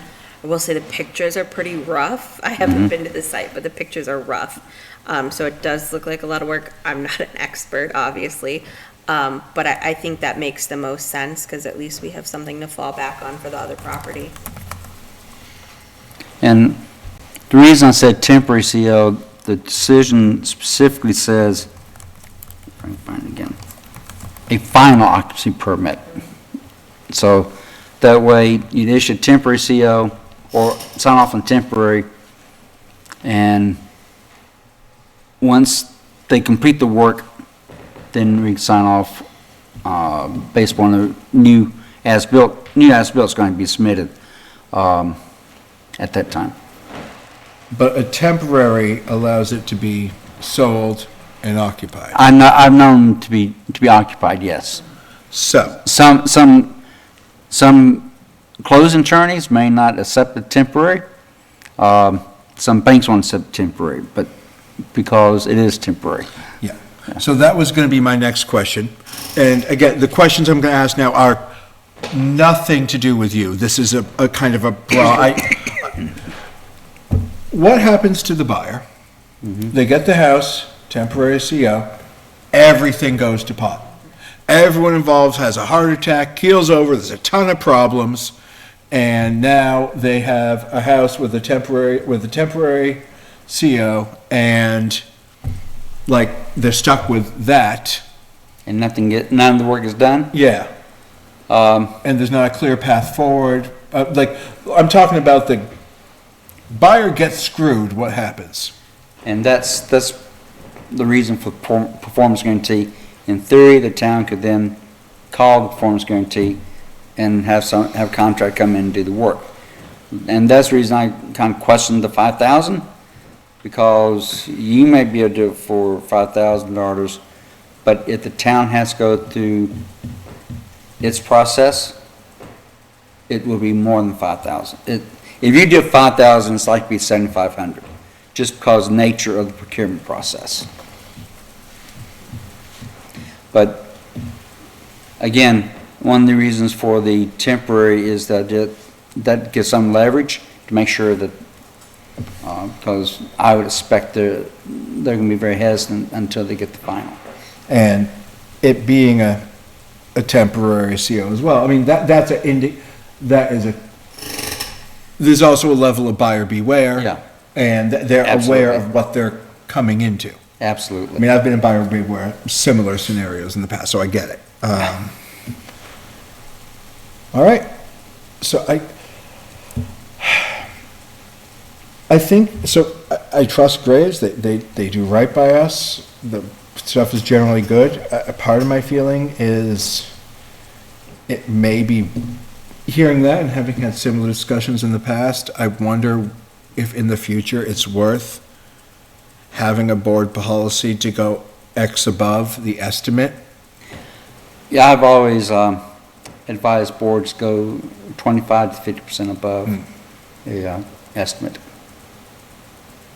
Which in this case, I'd say you'd go to 15,000. So I was wondering if that would just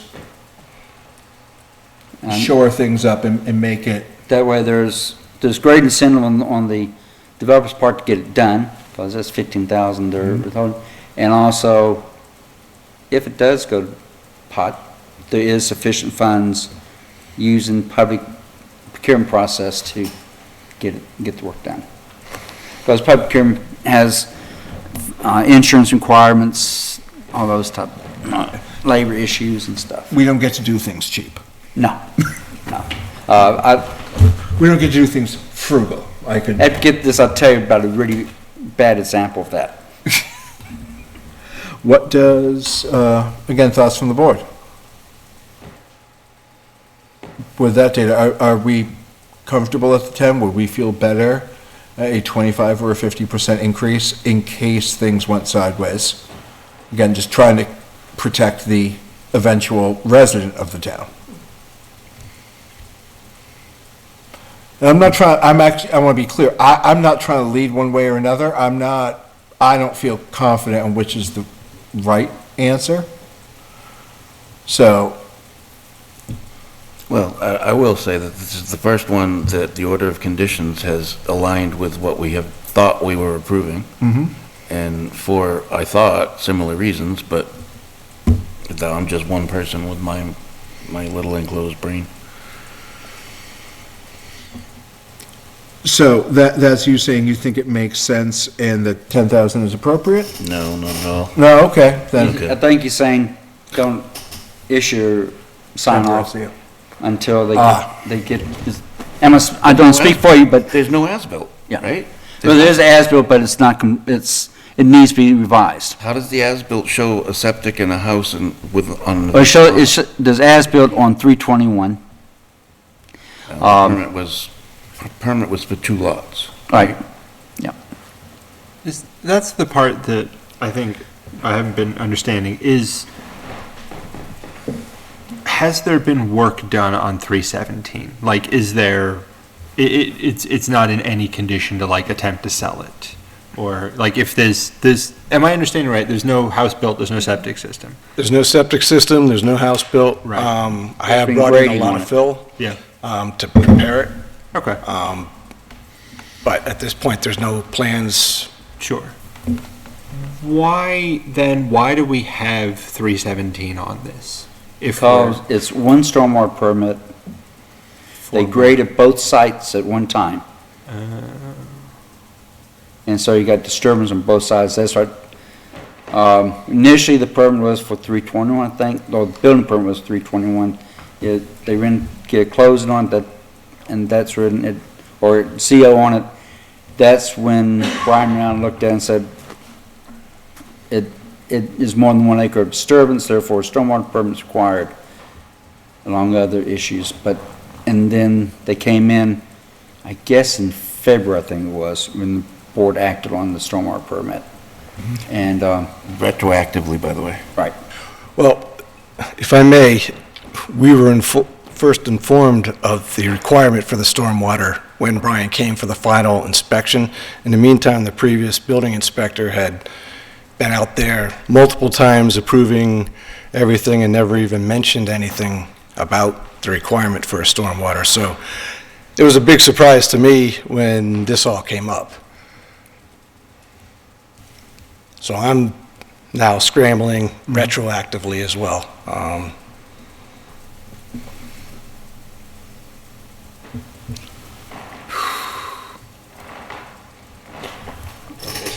So, Mr. Chairman? oh, please. I just wanted to tell Tim something too. So what we did was, when that plan was approved for both lots, okay, we started at the bottom of the hill, erosion control, silt fence, hay bales, the whole bit.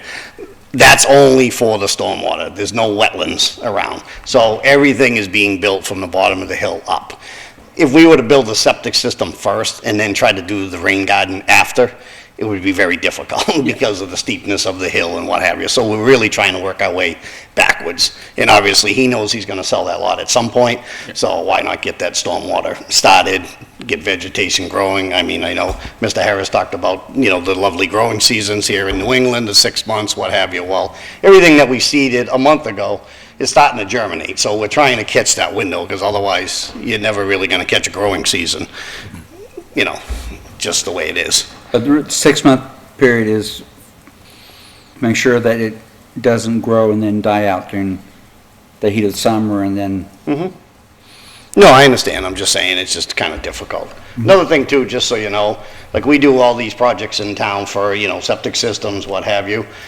Conservation, there's an order of conditions that the deed is put on the deed restrictions put on the property. That does not get signed off until the vegetation is established. So sometimes that's a year later. You get the conservation back there to look at the grass established, then that recording on that property can get removed.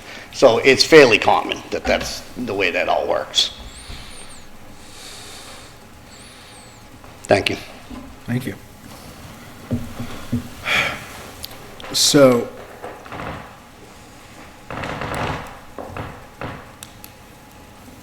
seems like we have Graves saying, if we wanted to issue a temporary CO, here's what the cost would be.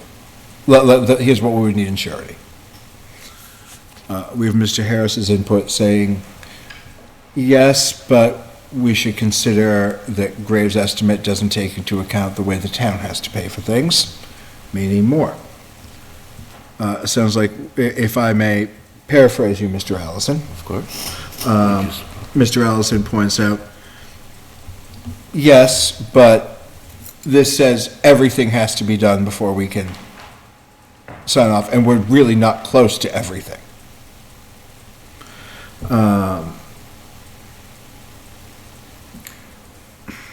If we're issuing a temporary certificate of completion, does that mean that we're also, that temporary certificate of completion is also being issued for 317, which has not had? No. You will not issue a certificate of completion, you'd be authorizing sign off on a temporary occupancy permit for 321. Gotcha. Okay. I had those mixed up. The certificate of completion for 321 would only occur after all the work has been done and revised as built submitted for 321. Okay. Touching on Mr. Allison's point, I appreciate the point, and the building commissioner and I have talked about this as well. When you have a subdivision, you do a covenant agreement, you're building 10 lots in there, you release a covenant agreement on particular lots as the improvements are done to allow those lots to be built on. And we talk about the idea that maybe with the stormwater permit, a similar approach should be taken as well in the future. So that you have a covenant agreement that says you don't get release until the stormwater improvements have been sufficiently done for each lot that you're releasing. And then you have performance guarantee to cover, make sure that everything the vegetation is maintained for 6 months and stuff like that. So on this case, I would suggest what you do, not suggest, but if you want to authorize a temporary occupancy permit, it be with a performance guarantee that covers both lots. Gotcha. And that they have completed all the work by the end of, and they said 10 days. By the end of this month, it has to be completely done. And then they have submitted revised as built for 321. And the performance guarantee would cover, it's X amount per lot, but it would be a collective amount that wouldn't be released until all the work is done on 317 as well. Okay. To the town's satisfaction. Right. I think as I think through where I think I stand as one person, I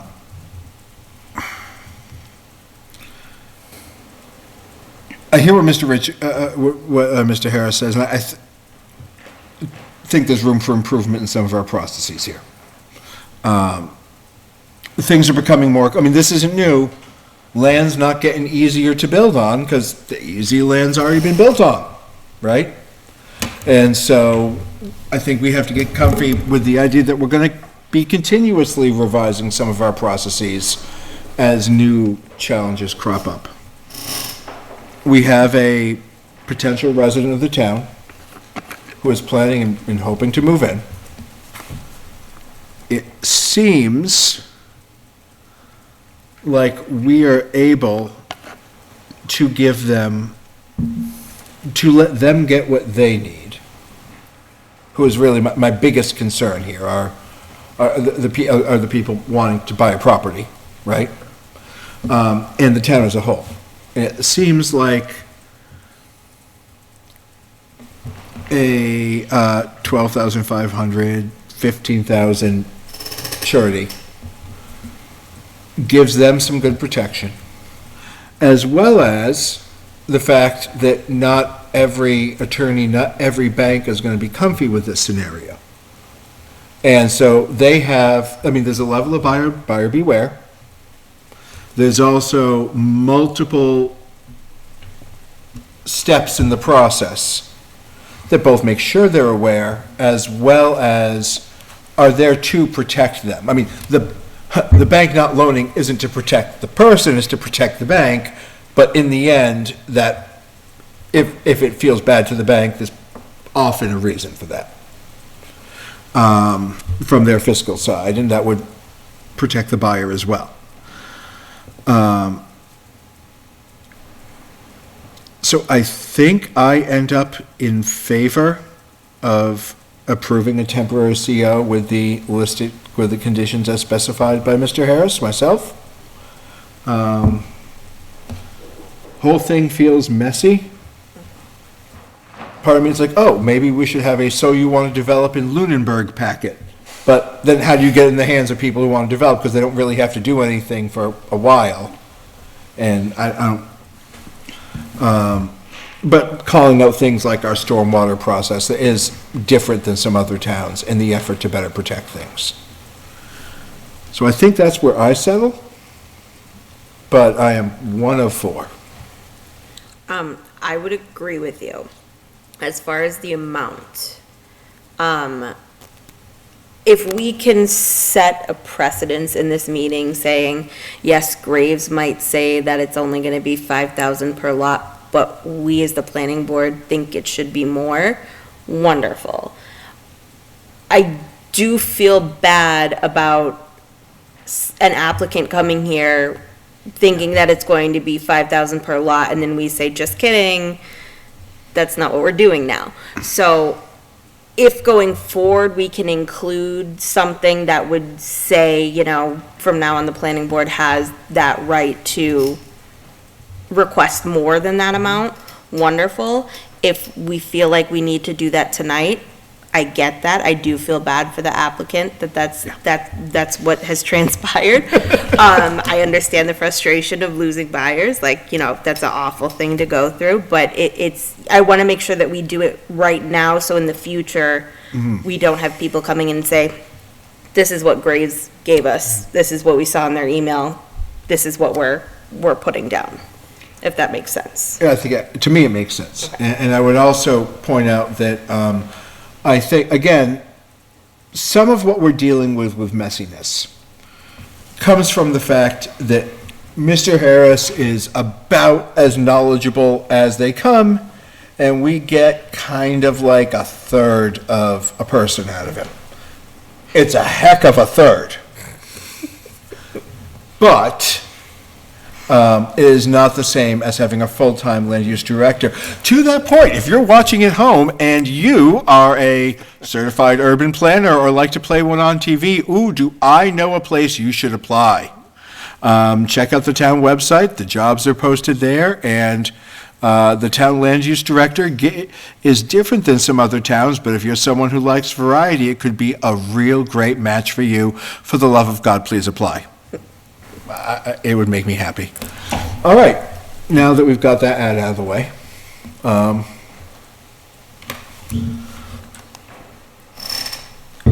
so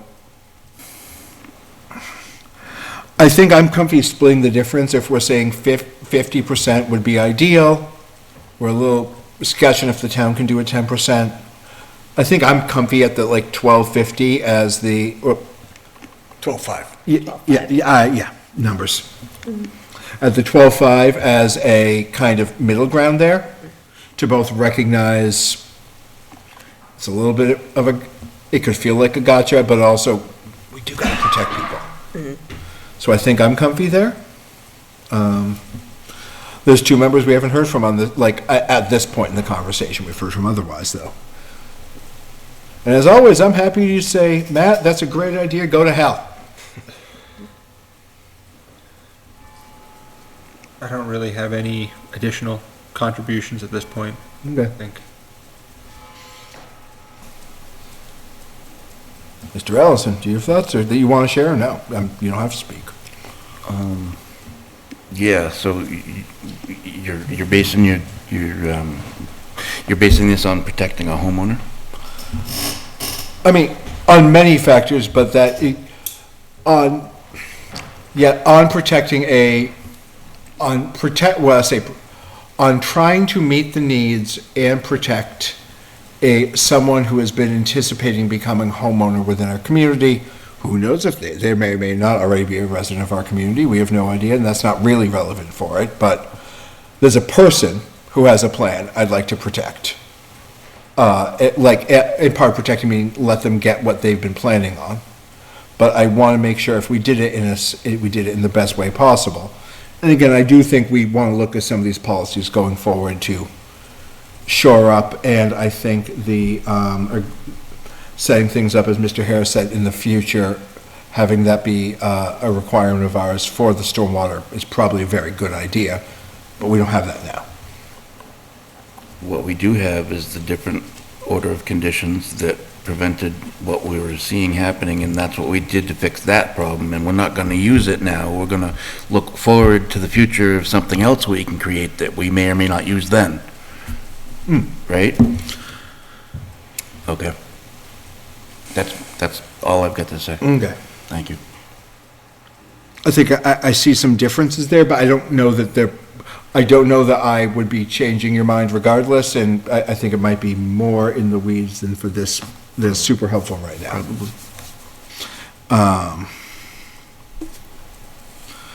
All right, I would be looking for, what kind of vote do we need for this, by the way? Just so we know, in that is Simple majority. Simple majority. Okay, great. I would be looking for more discussion or a motion if you were looking to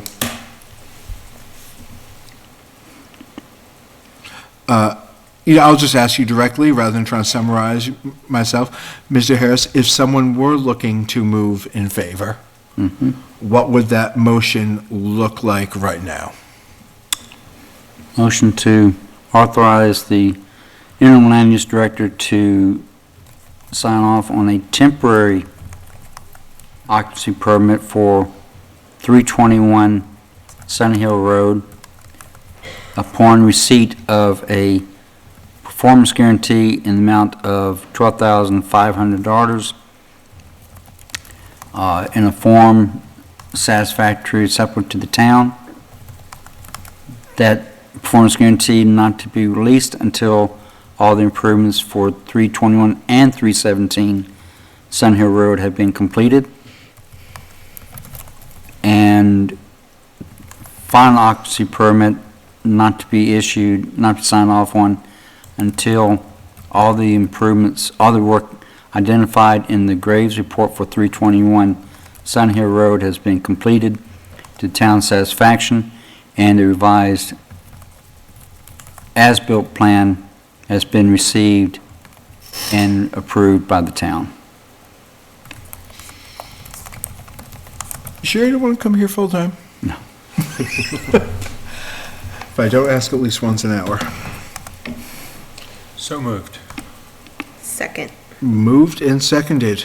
All in favor? Aye. Aye. All opposed? Aye. Very good. So, I think you're all set in front of, right, well, Thank you. I think, yeah, that's it for now, right? Yes, what is the form you're going, performance guarantee you're going to provide? Well, that's my question. I don't know the process here for doing that. The previous developer is doing a tri-party agreement, which is an agreement between the bank, the developer, and the town, where the bank holds the performance guarantee from any payments. And then that's submitted, and then, once we're satisfied, then we authorize release of that. Okay, is that the town's bank? Is that what you're saying? Or whatever? Whatever bank you want to use. We already have a tri-party agreement in place, but that's a different one, I think, right? That, it's not tied to the performance guarantee. The Right. tri-parties for the application Just for- process. okay. That's a tri-party account. Okay. We're talking about tri-party agreement, which is a contract between the bank, developer, and the town. So I'll provide, Or- a cash, You can provide cash deposit with the town. Right. I mean, draft up a performance guarantee document that then you sign, and does the town have that document, or do you need me to? I can modify one and send it to you. Okay. And then, We have one for subdivision. I think they can be tweaked to address stormwater as well. all right, and then I just deliver that with check Money. to the town? To Yes. Amanda? I mean, sorry, Ann. To Annie, yes, Sorry about that. It's okay. yes, Okay. Yeah, as soon as I get that from you, I'll, okay. I'll try to get that out to you tomorrow. great. Thank you very much. Thank you very much for your time. Appreciate it. All right. Next up, 8 o'clock, all right, no burger for me tonight. Interim Director Report. Just want to let you all be aware of where we stand on two items. Northfield, 512 Northfield Estates, you authorized sign off upon receipt of the performance guarantee, et cetera. That was done, and therefore I did sign off on that occupancy permit. And MBTA zoning, I know there hasn't been any discussion here yet, and I just want to be sure you're aware of what the status is. According to the Regional Planning Agency, they've been working with the town to do that. They said the town is in compliance through December 31 in 2025, when the small adjacent towns will have to comply.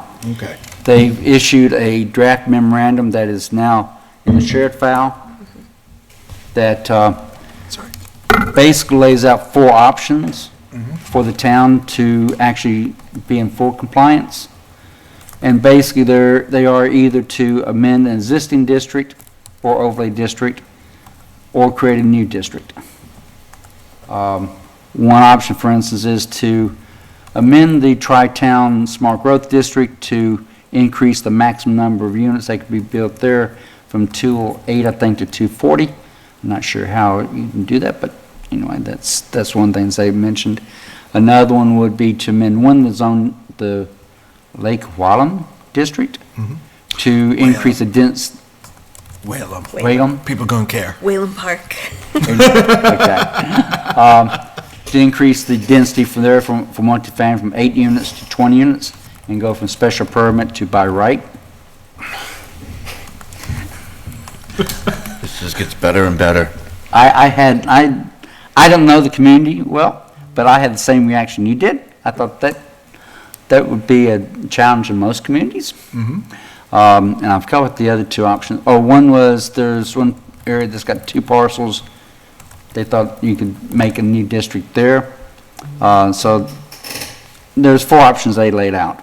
And so you have some time, but given the fact that you have to have it approved by the state by December 31 in 2025, I don't think you have a lot of time to debate what option you want to proceed with. But that's something I would suggest the board put on their agenda for a future meeting to discuss. Annie, could we please have that put on our agenda for the next meeting? Sure. So that we are starting our movement on it shortly? And may want to see if we can get some of the regional plan agency to be at that meeting to go over it. And we have 3 documents in the folder for tonight that are about this. Right, the memo is what I'm referring to. Yeah. But, so, we have some documents to review. And start putting together our thoughts. Well, this is what we get for daring to be a town that is adjacent to a town that happens to have a train track in it. We have a train track. Shame on us. Now we have to, well, I may have some opinions about this that are less appropriate for vociferousness at this moment. I just want to be sure you're aware of that, because my time is not indefinite here. It's sometime between now and the end of June. But I want to be sure that's on your radar. For, I'm not sure when we're going to have a new director, so, but I don't think the state delays deadlines because town lacks a land use director. Of course not. All right. So, thank you very much, Mr. Harris. We have nothing under board discussions. We have the signed decision for 728 Goodrich special permit, but we can sign that. We don't have to sign it now. We can just do that after the meeting. Or does it have to be now? You don't have to, I just want to be sure I would actually suggest you have a motion to authorize sign, because the way it was approved last meeting, the motion was you approve the special permit subject to review of the written decision, incorporating standard and special conditions to address issues raised in public hearing. So I would suggest as part of the meeting, it'd be best to have you on record as having reviewed it and motion finding that it meets the conditions of approval. And was I here? I wasn't here for this decision, was I? Or was I? Oh, yeah. Oh, yeah, okay, There was a good. special permit you left right afterwards. Oh, that one. Okay, yes. All right. In that case, we should. We have our folder for 728 Goodrich.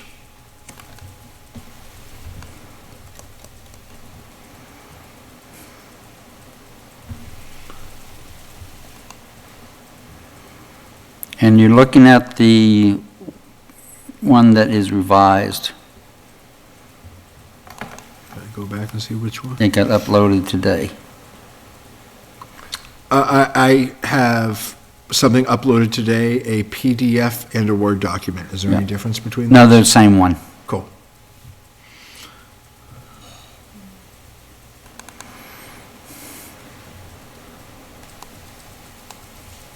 I just want to be sure Annie has those. If something you mentioned earlier, but if people have a heart attack, if I have a heart attack, she's got the Word document to finalize. Thank you.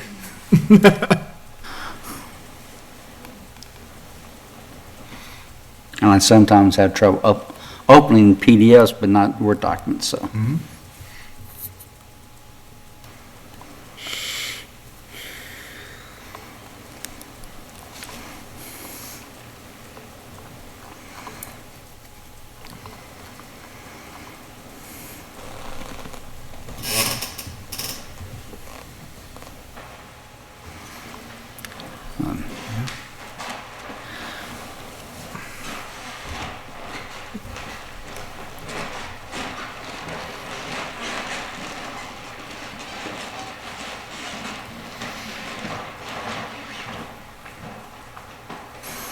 And just so the board's aware, I did send this out to the applicant. Be sure they review it and let me know if there's anything unclear, because I haven't had that happen before where somebody came back and said, this says I can't do this, and I said, well, yeah, you can, but that's not the way I read it, so I would correct it and make sure that everybody's on the same page. All right. I would look for a motion. It's going to be a motion to accept, or I would say motion. Document for signature? Motion to authorize the board to sign based upon the determination that the written decision reflects the addressing issues that are raised in the special permit hearing. So moved then. Second. Moved and seconded. All in favor? Aye. Aye. Very good. But we can physically sign after the meeting. Right. Great. Now, I do see we have a friend in the audience, and so not much I mean, there's not a lot of content here left. Are you here for anything in specific? I just wanted to hear the status of the MBTA communities. Okay, great. Wonderful. And the answer was, they wanted to hear the status of the MBTA communities. I just wanted to make sure we weren't, if there was something specific, we could move you up further. All right. Excuse me a minute? Yeah. Is Glenn? Yep. Okay, very good, thank you. Yeah. All right, minutes approval for the April 22nd, 2024 meeting.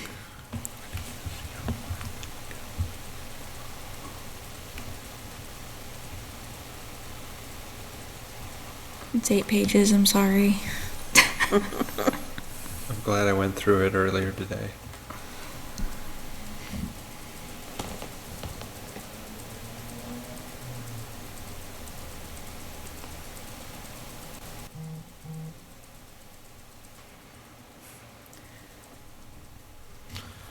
While people are reviewing, I will be right back.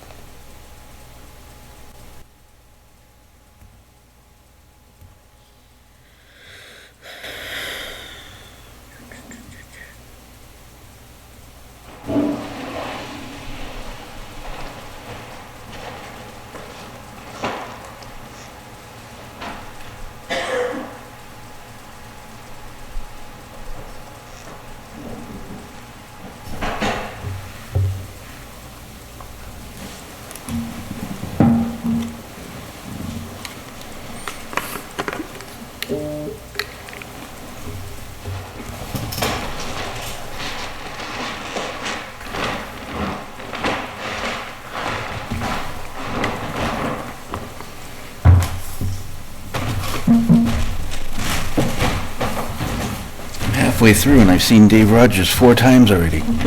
He certainly should be a member.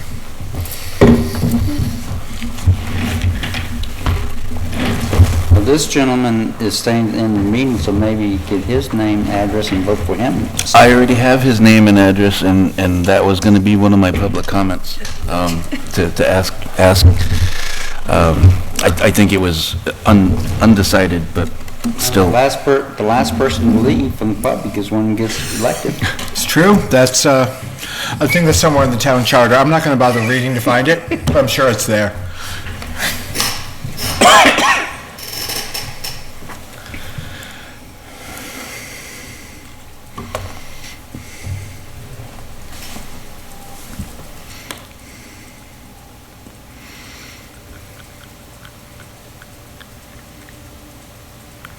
I'm assuming there's going to be errors because I literally did all those minutes in real time.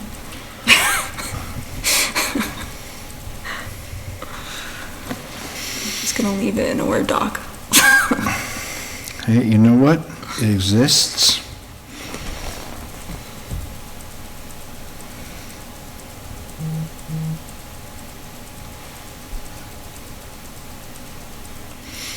All right. If anyone's ready, I would look for a motion on the minutes for our April 22nd, 2024 meeting. Motion to accept the minutes from the, oh, sorry, I lost the date. April 22nd, 2024 meeting. Second? It's been moved and seconded. Is there any request for more time to review? In that case, all in favor? Aye. Aye. Great. Thank you. Thank you. Committee reports.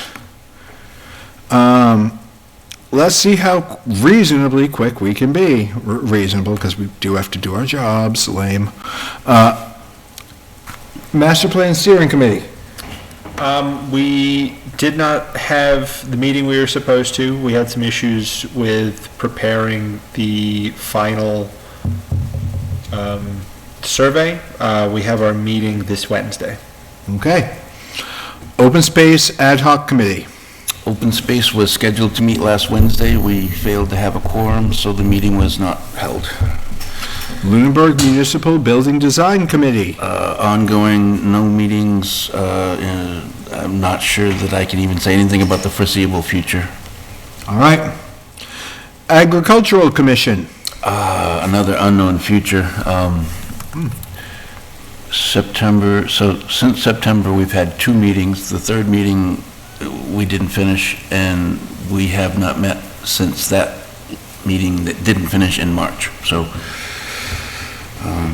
and I'm hoping to get a meeting this Thursday. Is our regularly scheduled third Thursday. We will see. All right, thank you. Capital Planning Committee.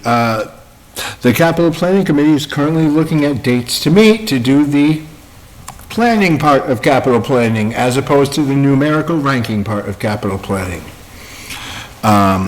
So that movement has begun. Economic Development Committee. I was not at the EDC for the same health issues that caused me to leave the meeting before, so I can't report on that. Stormwater Task Force. Love that name. We are continuing to progress, work on the public outreach, getting prepared for that. Yeah, nothing particularly new to report. All right, Montechusett Regional Planning Commission. So we had our meeting last week, and it was a doozy, just to kind of go over what Mr. Harris said earlier about the MBTA communities. Everybody who's involved with MRPC is feeling the push. There was a lot of discussion about it. I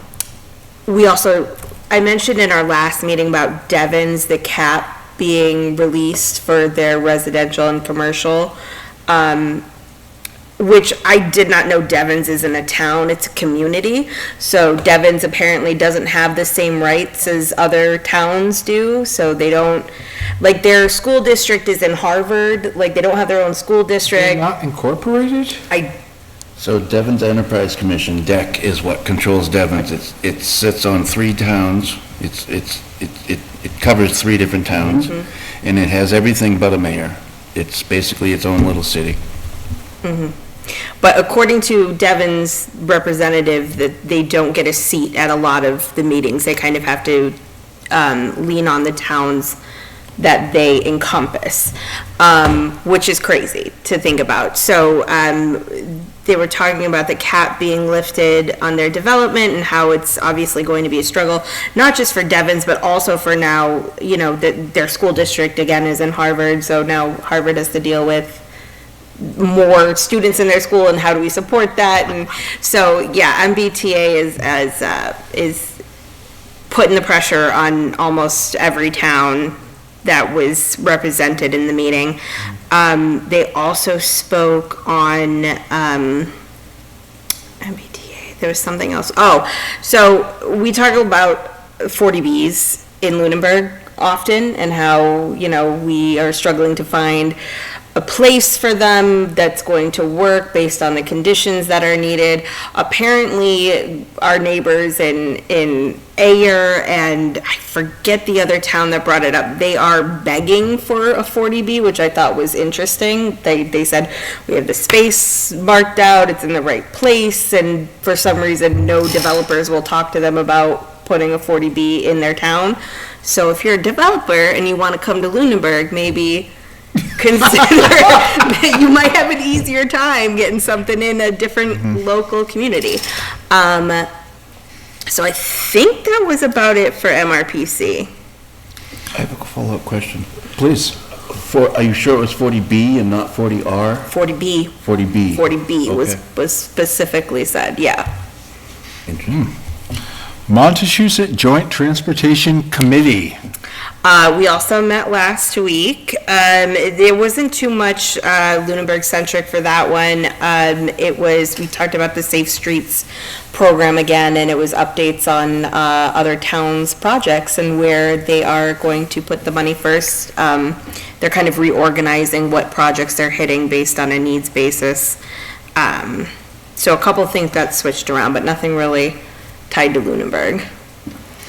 If I can just mention, yeah, some communities, they can get a 40R created, and they will solicit 40B. There you go. They will identify the area they want and try to encourage the developer to come so they can reach the 10% with the friendly 40B. That makes sense for air. Yeah. And again, as we talk 40B, this has not been super in the public discourse as much as it was a couple of years ago. But Lunenburg is very close to our cap, not the cap, but you have the line, if you're under that line. 10%. 10%, yeah, then, and the reality is we're like 9 point something. We are very close to our 10%. I think that was before the 2020 census. I think we're 8 point something. Oh, okay, fair. I think. I thought that was using the anticipated 2020 census, but I could be wrong. I could also be wrong. Great. So anyway, we're not that far off. And, there is a 40B project that was brought to the town, is still in that broad process, but outside of town government at the moment. But that, for example, that large project that was discussed, would have shot us several percentage points beyond. One thing that master planning can do is look at ways for the friendly 40Bs. And the thing that's nice about friendly 40Bs, that being where we try to work with a developer instead of the town just a developer coming in and saying, this is what I'm going to do, is that by working with them, we can find solutions that are good for the town, because a 40B doesn't have to be an ultra-large, for example, arbitrary example, a hyper-large apartment building on a very rural road, not well-equipped for the increase in traffic. And I'll give you an example where a friendly 40B may be something preferable over a 40R district. 40R has a minimum density requirement of 20 units per acre. It may be that in a particular area, 12, 14 units per acre is what you'd like to see happen. And a developer can make that work with a 5-acre parcel. And so you get a 40B that's friendly.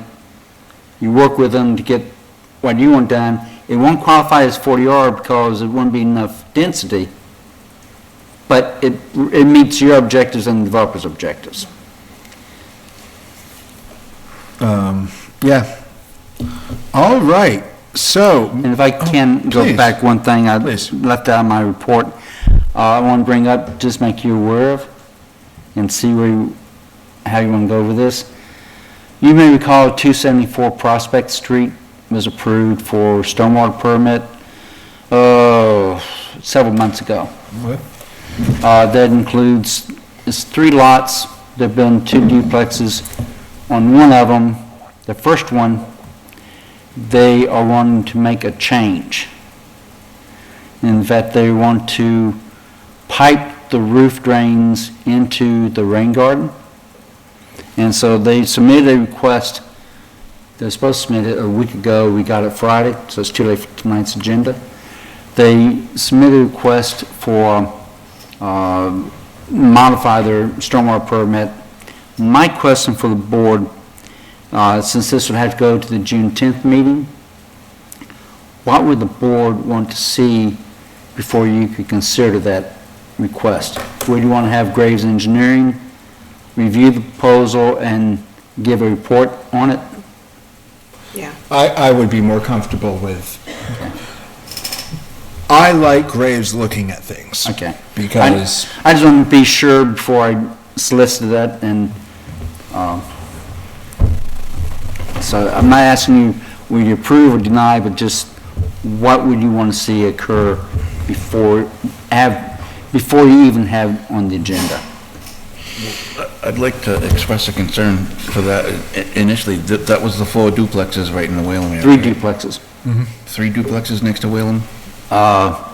Prospect, Pond, and what the other street was. Right. Oh, that was only 3? I thought that was Yes, 4. 3. yes, sir.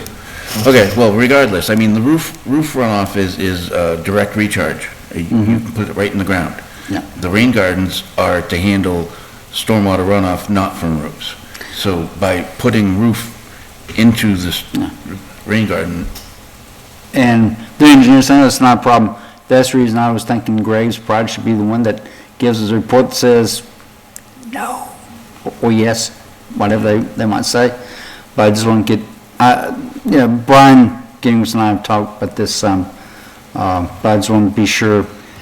If there's anything else you wanted to have looked at before it was on the agenda, I just want to be sure I address that. If you want DPW look at, or other departments, or whatever you want to have. I just want to remind Jeff, and I'm sure you'll remember, but that because of the public beach there, that's outstanding resource water, ORW, right? So they were reduced in the amount of runoff. There was an issue there. It had to be something different. ORW versus non-ORW. Okay. But So, I don't think. I'll send this out to Graves tomorrow, and tell them we're meeting on the 10th, and we'd like to have the report a week ahead of time if possible. Thank you, sir. Meeting schedule. All our meetings are at 6 PM, and they're always held here at our lovely town hall in the upstairs meeting room, unless otherwise specified. Our upcoming meetings include May 27th and June 10th. Is May 27th correct? Yes. It's Memorial. We're not meeting May 27th. Yeah. That's why I'm like, It's I don't. Memorial Day. Next meeting is June 10th. Next meeting is June 10th, and that would mean the meeting following that would be the 24th? Yes, okay. And just to clarify, the 10th is your last meeting, Richard? I might be here on the 24th, we'll see. Okay. It depends on how the contract monies get stretched out. I mentioned that I would not be available to discuss anything on the 19th, 20th, or 21st, but if the money's allowed, then I'll be here on the 24th for the board. I'll know by the 1st of June. Great, thank you. And we love seeing your faces here at Town Hall. Come, learn about planning. Yeah. Ongoing items. I will accept anyone saying there's something there they wish to discuss further. I don't see anything that we need to at this moment as the night is dragging on, but Mr. Allison, please. The Water Supply Protection District. Yeah. Mark Bursch, one of the commissioners, has reached out to me numerous times. He called me, actually tonight, I wasn't able to speak to him. I got the message after I got out of the shower. He's very interested in having discussions with us about moving forward. I think that Water Supply Protection District is a valuable thing to have our eyeballs on. But I just wanted to make that known. I agree. I know from other emails they're interested in working with us. I would like us to, I should have said that here. I would like us to keep moving on that actively and because the sooner it is done, the better. And if we are all satisfied with it 3 months before the town's going to vote on anything, so much the better. Yep. So I will make a point of keeping that actively on our agenda for discussion and pushing us to make some thoughts, and also reopen public hearings earlier than typical by months if appropriate, because we can do that. We don't have to wait until we're right before the town meeting too. Okay. Anything else for ongoing items? So what did we have an action plan for the MBTA communities? That was, we did not have an action plan. That was the. No. We got the update. I gave you the update on it. Okay. So what we talked about is putting it on the next meeting's agenda. Okay. And we'll see if we can get someone from the Regional Planning Commission to attend that can go over it more further. That would be great. Excellent. Thank you. Yeah, though most of those topics are still word for word what they've been on here for a long time. I understand. They're important. Yes. Yep. All right. Now, public comment.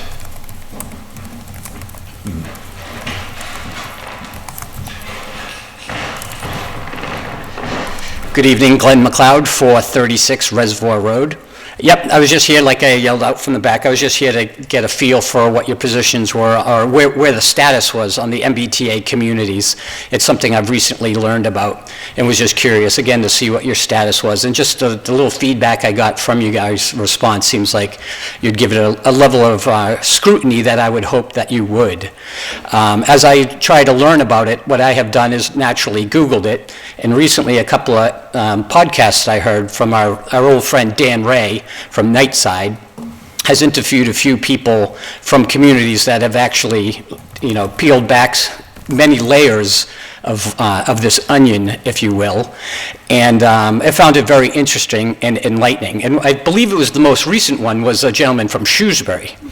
So Shrewsbury is giving it quite a bit of pushback. In fact, they were supposed to, their representative town meeting was supposed to vote on it on the 20th of this month. But due to the, seeking a lot of answers to some very difficult questions, they have now punted until, the Board of Selectmen have now punted it to the fall town meeting. They still seem very supportive of it, but there's a lot of members of the community that are not supportive of it or are looking for, like I said, answers to very difficult questions, and they're not receiving those. And there's just other issues that are concerning, like the law that is, essentially mandating this onto the town. They changed it to a simple majority to change the bylaw, as opposed to the 2/3. So there's answers to those type of questions that people like myself would be looking for from the higher up. Because being new to this community, I've actually watched a lot of the board members, including yours, if not all in the last few years. And particularly through all these budget times, I just kept hearing a consistent tone of, from whether it was unfunded mandates, and the like. I literally found myself asking, is the state for us or are they against us? And it's just something I'm really interested in looking into further. That's about it. Thank you. Thank you very much. Oh, before you go, however, what was the name of this podcast or anything I might be... Dan Ray, back in the day, he was on Channel 4. Well, he still is WBZ, but he's just on the radio now. Mm-hmm. For years, he's been on just a radio talk show. And he just has various people with various voices and opinions. And in fact, I don't know about this one in particular, but, and to be honest, I haven't listened to him for years. I used to work the overnight shift, and I would listen because he was, Nightside, he was on at night. Mm-hmm. But, so now podcast makes it so much easier. You can listen to it whenever you like. But, so I'm not overly familiar with them as of late, but I've just listened to those. And also I would ask for you as a board is to really look into this, because a lot of these communities, I think, have literally just, I'm trying to get my face ID, have just kind of rubber stamped it. And it's like, hey, the state says it's got to be good, and it's, again, I don't want to go off on a tangent. I'm glad to hear that it's off into 2000, into 25, because there's plenty of time to go over all these other issues that come up. But this is not an exclusive list, but this is a list of towns that have said no, so that, you know, an additional option. You know, there's not just options of accepting it, there is options of saying no. So those who have said no or are pushing back: Milton, Holden, Tewksbury, Hopkinton, Marshfield, Wakefield, Rentham, Rockport, and Shrewsbury. Now, Tewksbury was just the other day. I want to say it was even the 8th. It was very recently. So I watched their town meeting on YouTube. It was very revealing. It was very interesting. I'm assuming it's their state rep, because they gave him permission to speak on town meeting floor. He spoke very passionately in favor of it. 2-1, they said no. Mm-hmm.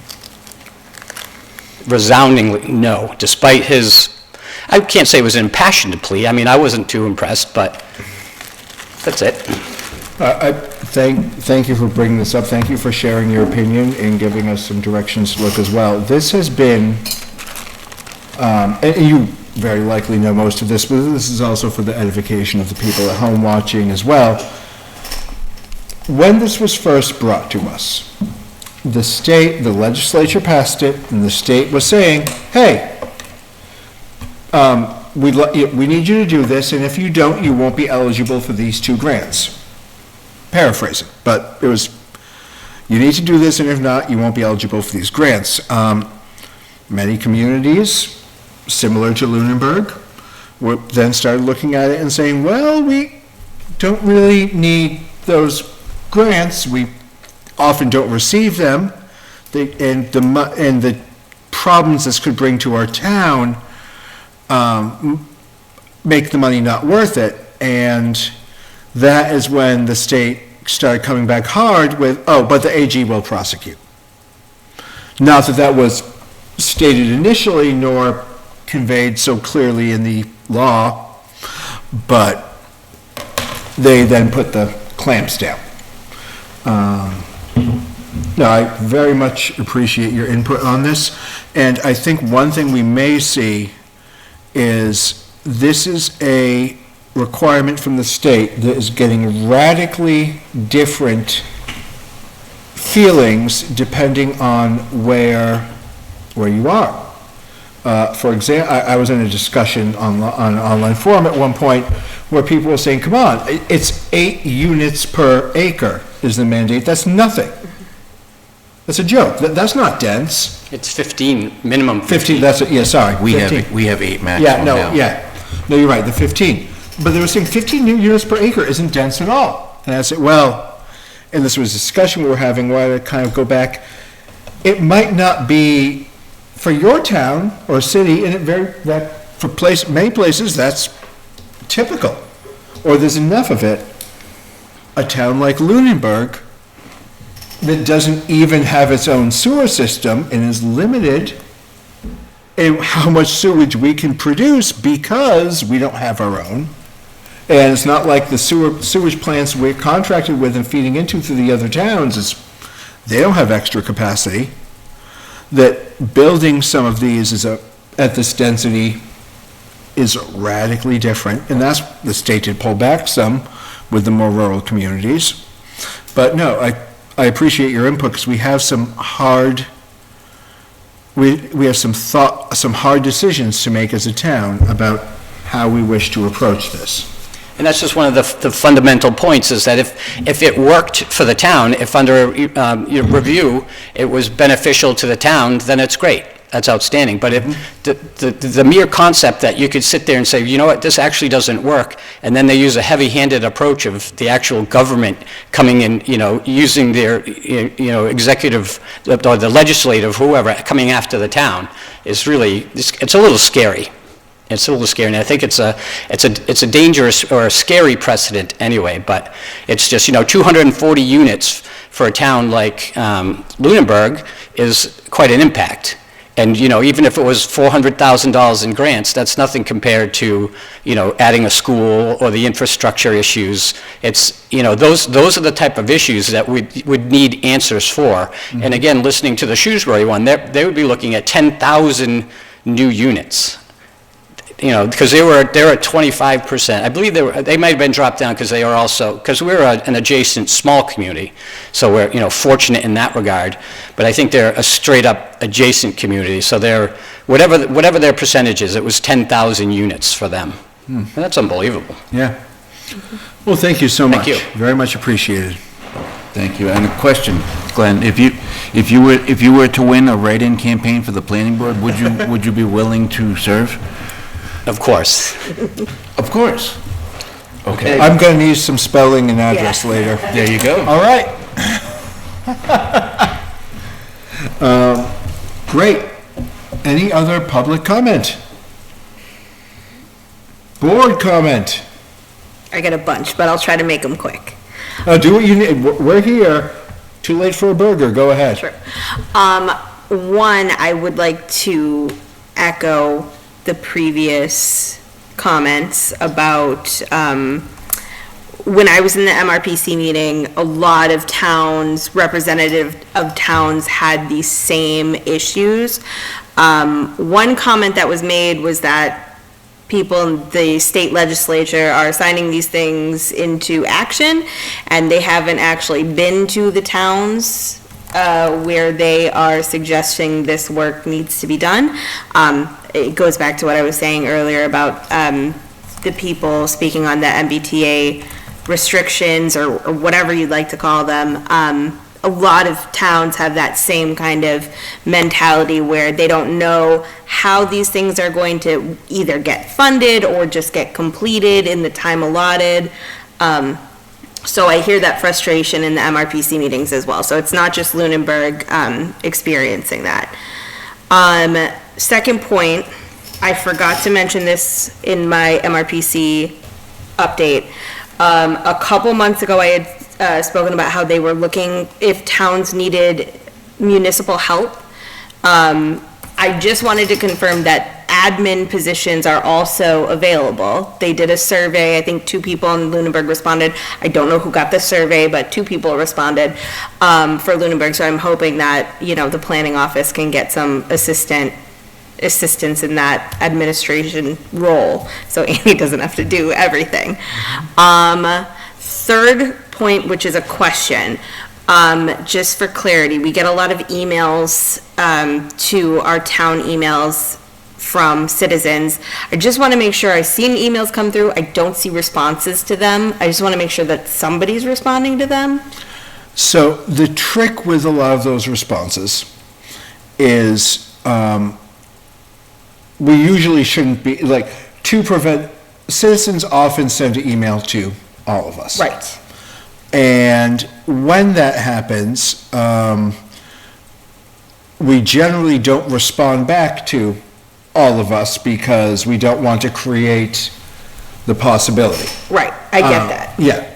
I can't tell you for sure if every email that has come in has been responded to. I would be very happy to look over that. And on a personal level, I would very happily appreciate a kick in the pants if you think something hasn't been responded to make sure.